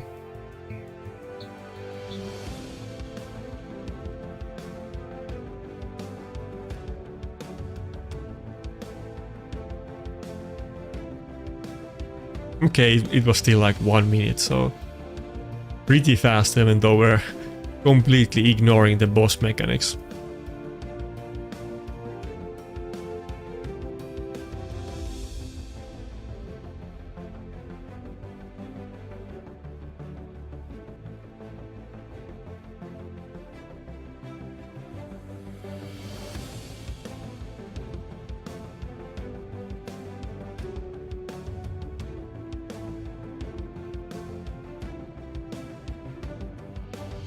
Yeah, it kind of sucks.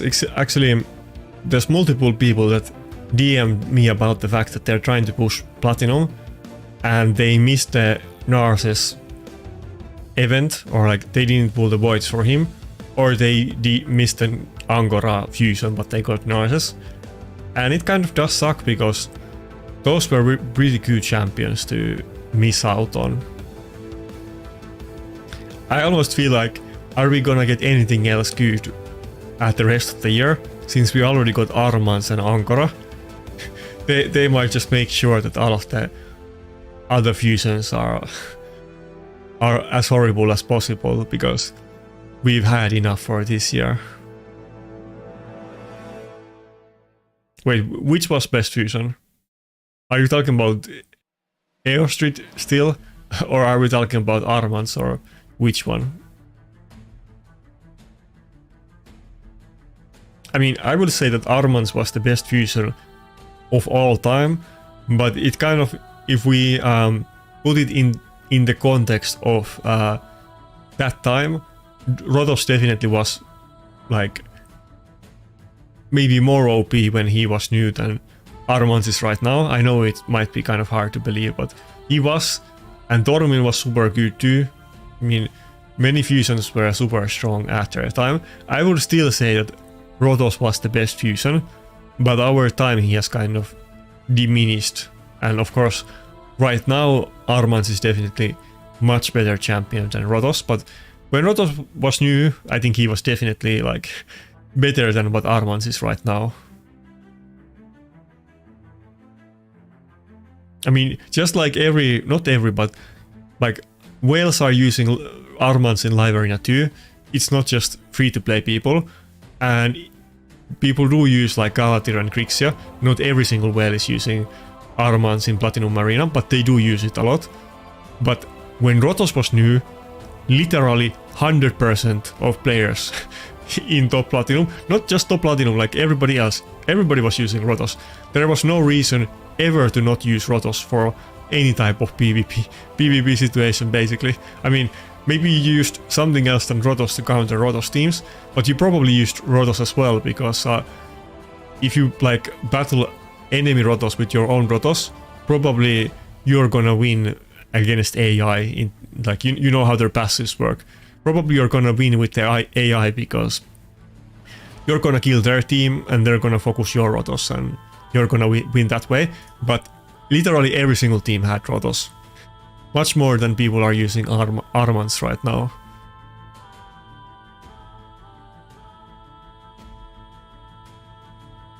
Sure, I mean...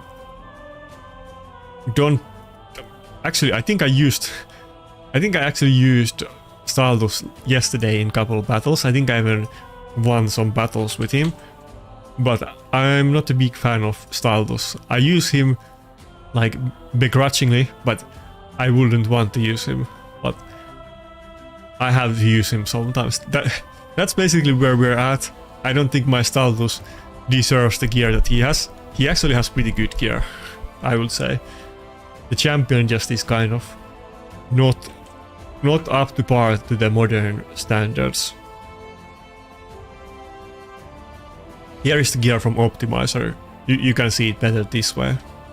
But it's basically my best defense nuke gear. I mean, I have like I have other similar comparable items too, but it's basically my best set.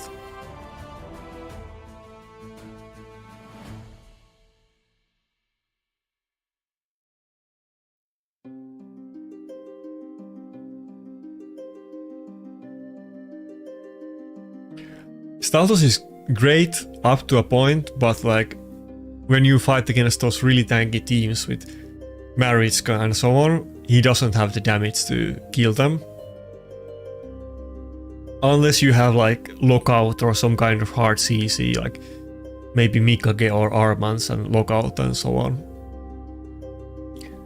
And obviously, even though he's a defense scaling nuker, he's not the tankiest champion in the game. I feel like he best fits in like speed teams, where you just want some AoE nuker with multiple double hits, or like AoE nukes and double hits, and maybe you want to have a Force Affinity champion to counter something specific or something like that. But he isn't like a top tier champion. He's pretty good. I had him in my Live Arena tier list for sure, but it's not like S tier nuker, of course.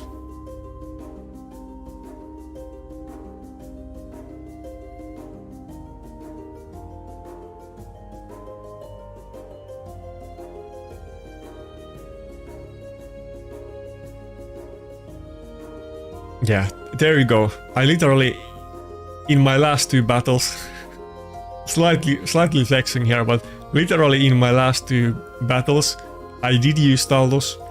Not because I want to use him, but because the enemy teams are forcing me to use him, but that's where we're at. I mean, he's okay. I mean, I hate him, but he's okay. Let's put it that way. Yeah, but Biohack is using speed teams. I think it makes more sense to him. Same way as Quintus makes more sense to him as well. For me, I would much rather have like Arima or Taras. Those would be great for me in Live Arena, not Staltos. But as you can see, I did win 2 battles with him, so there you go.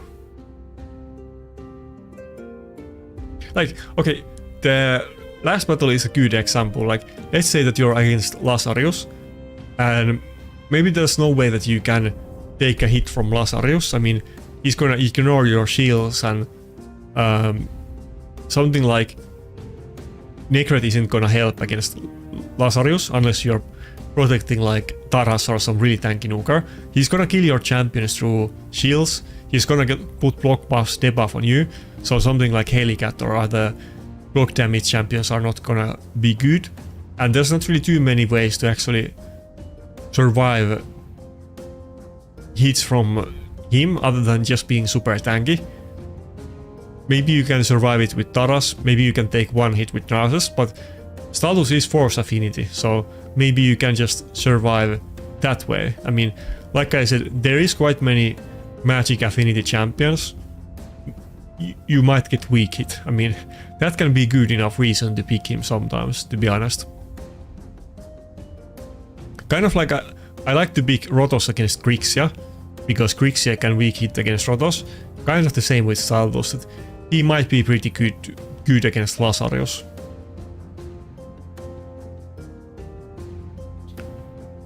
I would empower it, but I mean, it's something people ask pretty often. Maybe you really need 2 Harimas for Tag Team Arena. If you really need it, then maybe you should do it. I wouldn't do it, but if I was super... I mean, I used to have 2 Rotos. Both of them were booked. And then when I didn't need the second Rotos anymore for Tag Team Arena, or actually, back in those days, double Rotos in offense used to be popular at one point. Not anymore, but when I didn't need my second Rotos, I just empowered him, even though they were both booked, and I didn't really regret doing it. It was good at the time, let's say.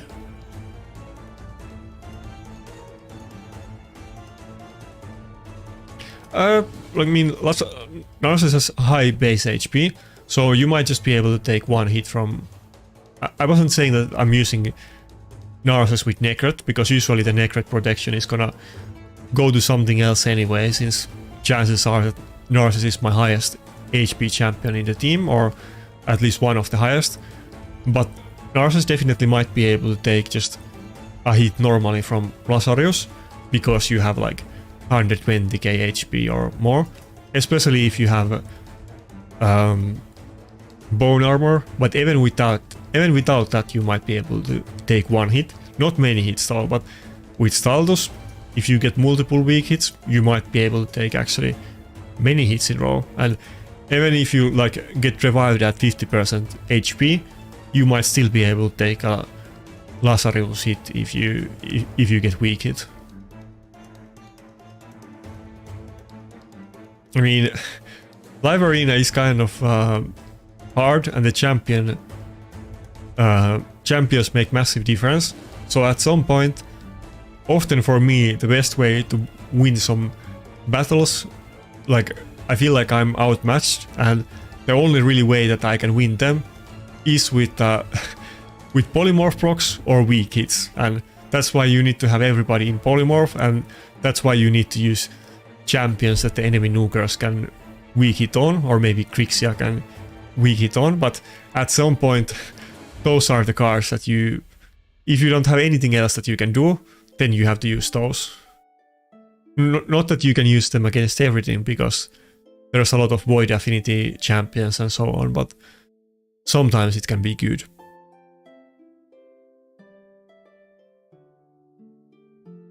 I mean, you probably could run something like Even Candy, specifically if they beat Lazarus. I feel like that would make sense, but then again, you could just run Harima, which is way better for many reasons. I didn't even get Platinum, that's what happened. I didn't get any losses in offense. I got 2 wins in defense and 12 losses. Kind of surprised that I didn't even make Platinum, but we didn't.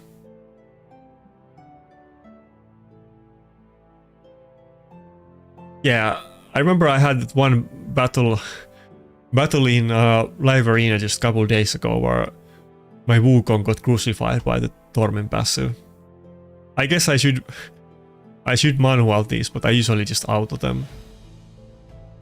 I feel like if I lose one tag team arena battle, it doesn't really matter. Generally, I will get 3 wins against most teams just full auto, and if I get 2 wins or 1 win, sometimes it doesn't matter.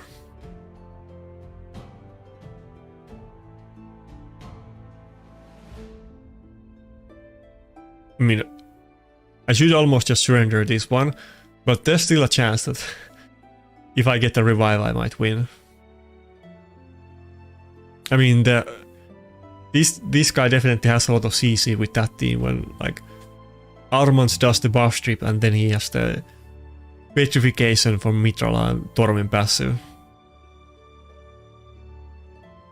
Oh, if I had every champion, I guarantee you I would be top 50. I mean, I think I would be competing for like top 10, but some people are gonna think that I'm being like arrogant, but I guarantee you I would be top 50 every time, but I think I would be a lot better than top 20. But only way to find out is that if I actually had them. But I think if I had, like right now, if I had like, let's say I got like Maritska and Galatir, I think I would be guaranteed top 50 every week. I think I would be top 20 most of weeks. I think those champions just make so big difference. Like Maritska either with Galatir or Krixia. Either one of those two. But, I mean, some people, I mean, fair enough if you don't think that would happen, but that's what I think would happen though. There was a guy in Mad who like disliked me before I even joined it, like a guy that plays on other people's accounts, and he used to I used to always say that I want to get, like years ago, not anytime recently, but I used to always say that I want to get, when we got the empowerment, I was saying that I want to get +4 autos, and if I get +4 autos, then maybe I have a chance to get red avatar. And he used to always say that I will never get top 3, even if I get +4 autos and every other thing. And I did do that many times, even without the +4 autos. So that's kind of what I say when that happens. But of course, that was then, and now the meta is different. So I don't think you can come up with that kind of loopholes like I was able to do at one point with Mitrola or with Rotos and so on. But I think top 20 is like way easier than top 3, to be fair. So I think top 20 is still very realistic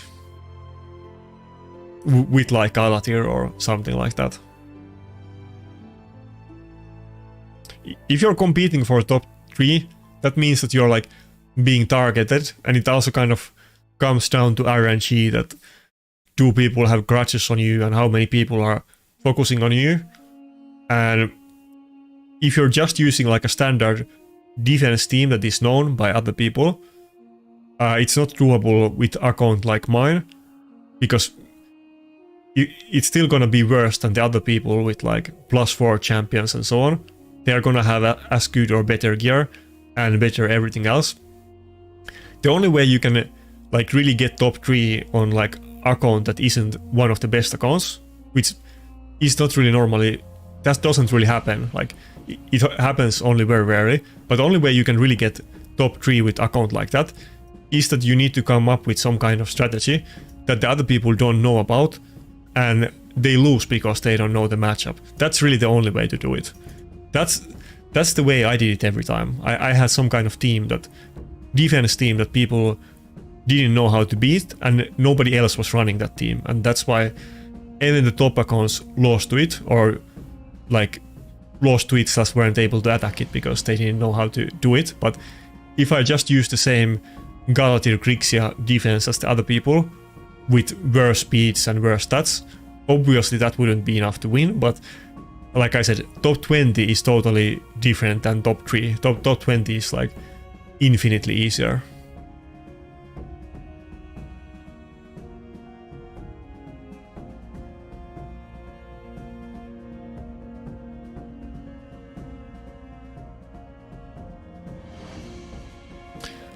Yeah, I have video. Like I didn't make videos from like, I started making videos much later. I have done it 3 times, 4 times, and only the last time is on video, because the other times were before I made content. But sure, I can find it. I think actually, even though the last time it was on video, I think some of the other ones were more interesting. It would have been better if I made content back then, especially the first time that I got top 3, because it was a very unique strategy. I still have the battle logs. I have shown them before, but I still have the battle logs. The first time that I got top 3, I was running like Duchess, Necret, Rotos, and Mitrola, and I had Mitrola. I had double shield in my team, and I had Mitrola in 1,300 resistance, and during that meta it was very popular to run Ramantu with what's his name? Lady Mikage? Not Lady Mikage, what's the name? Lady Kimi. And you had like accuracy buff, and usually it was like Lady Kimi and Ramantu, or it could even be Lady Kimi, Ramantu, and Warlord. That was the meta team that the top accounts were running.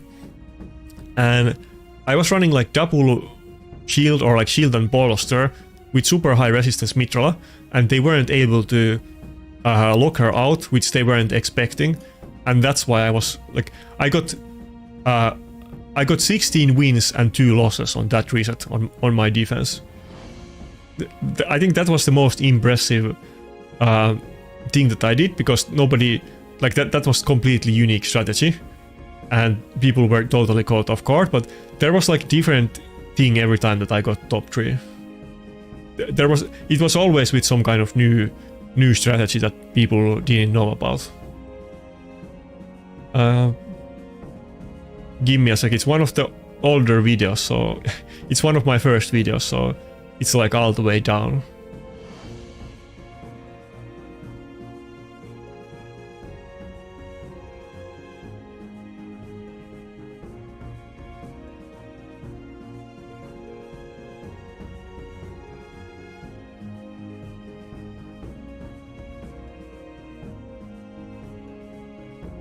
But yeah, of course that's like years ago, and it's kind of cringe to always brag about the old times, but it tends to come up every now and then. I know it's kind of cringe to always talk about it.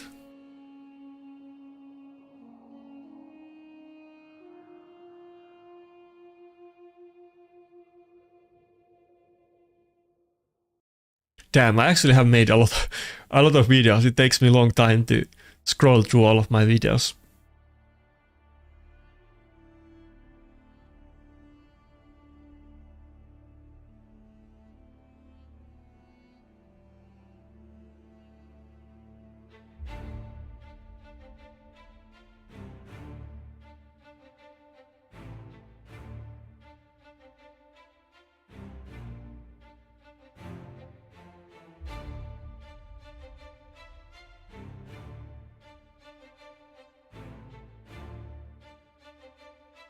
Okay, there you go. I linked it in the chat. I mean, YouTube is bombarding with ads. I mean, on this reset I was running like Python defense team. I remember, I think this was like, I think this is the first week that you get Python. Some people had gotten like Python a week earlier, but this was the first week that I had him after the fusion. And I think there was like 2 IPR accounts that were running the exact same defense as me, and I was basically farming those 2 people mostly. Kind of funny that I ended up farming my own defense team, but that's basically what happened.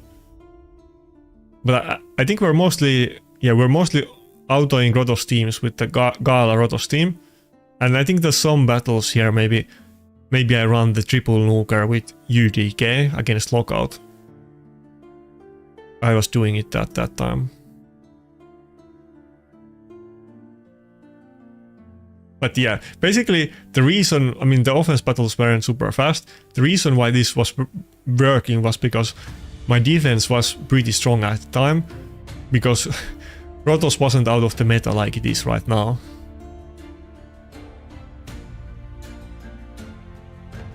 But yeah, we had a lot of power creep since you can't cheese with...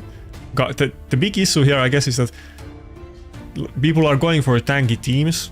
Unlike now, there's not a lot of lockout. I mean, there is, but there's teams without it. And it's kind of safe to use Scala against some of the good teams. Not every good team, but some of them. Yeah. Wait, who was this? I think this was one of the IPR guys.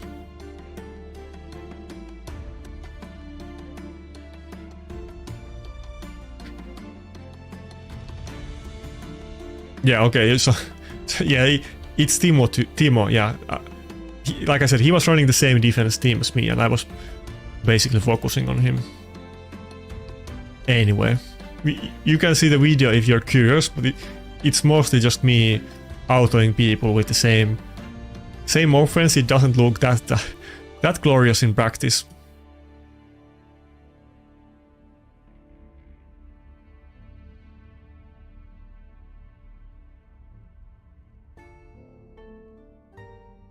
I think we're pretty much done for today. I wasn't gonna do a super long stream. I'm still gonna make a video today. I was kind of lazy and didn't do videos on weekend, but I'll do a video today. I'll do a very long stream on Friday, but this was mostly for the platinum push.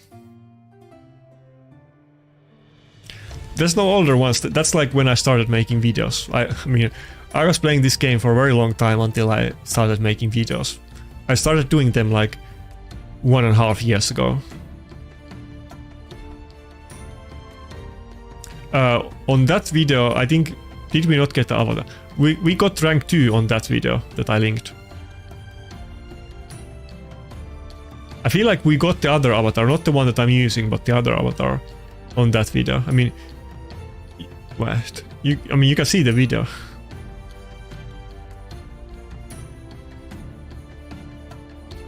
There you go. I mean, we did get our avatar on that. I think I got the other avatar maybe like 6 months before this video. But we did get it on this one. Or the other one.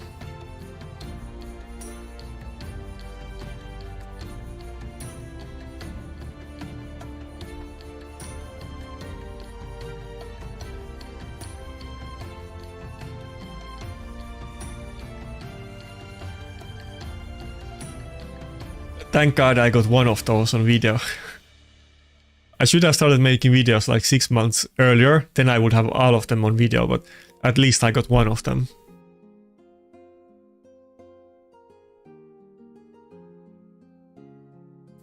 Yeah, dude, I was like 12 points away from the rank 1. The rank 1 was a clanmate. It was I always forget his name. It was Telkaron from Mad.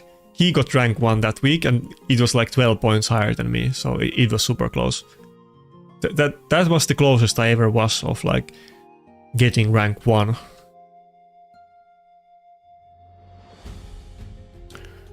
Hi CC, I think I'm about to end the stream just in like a few minutes. Today wasn't the best plat push. We didn't make platinum at all, so people asked about it, so it's kind of repetitive. I explained the same thing many times, but we did kind of okay. We didn't get any losses in offense. We got 12 losses and 2 wins in defense. Kind of seemed like we were gonna finish plat, but somehow we dropped out during the last fight and we weren't even good enough for top 500.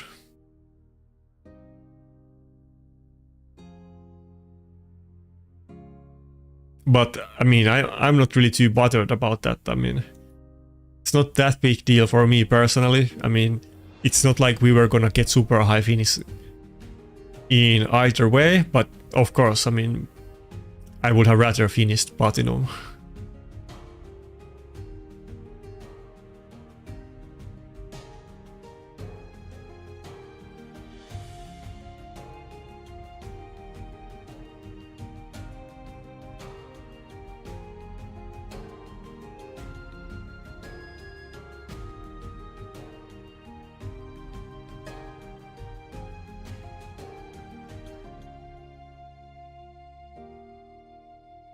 But yeah, this is how much I love Tag Team Arena. I'm not even gonna bother changing my teams or manualing it.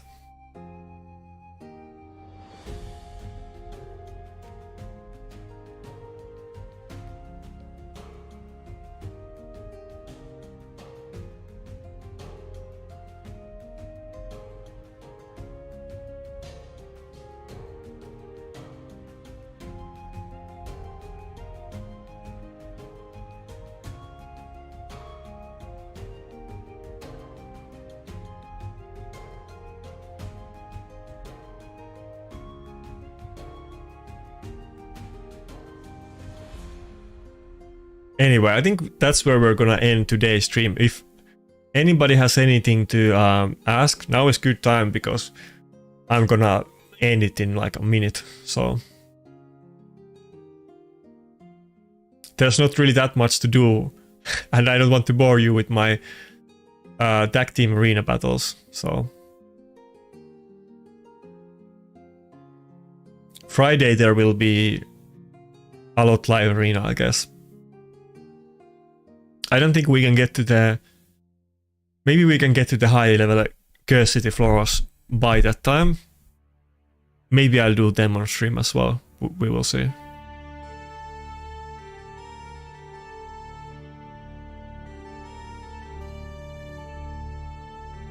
Anyway, if you're in the stream Matt, after this long, maybe consider subscribing if you haven't, but I think that's all I have to say, so see ya and have a nice day.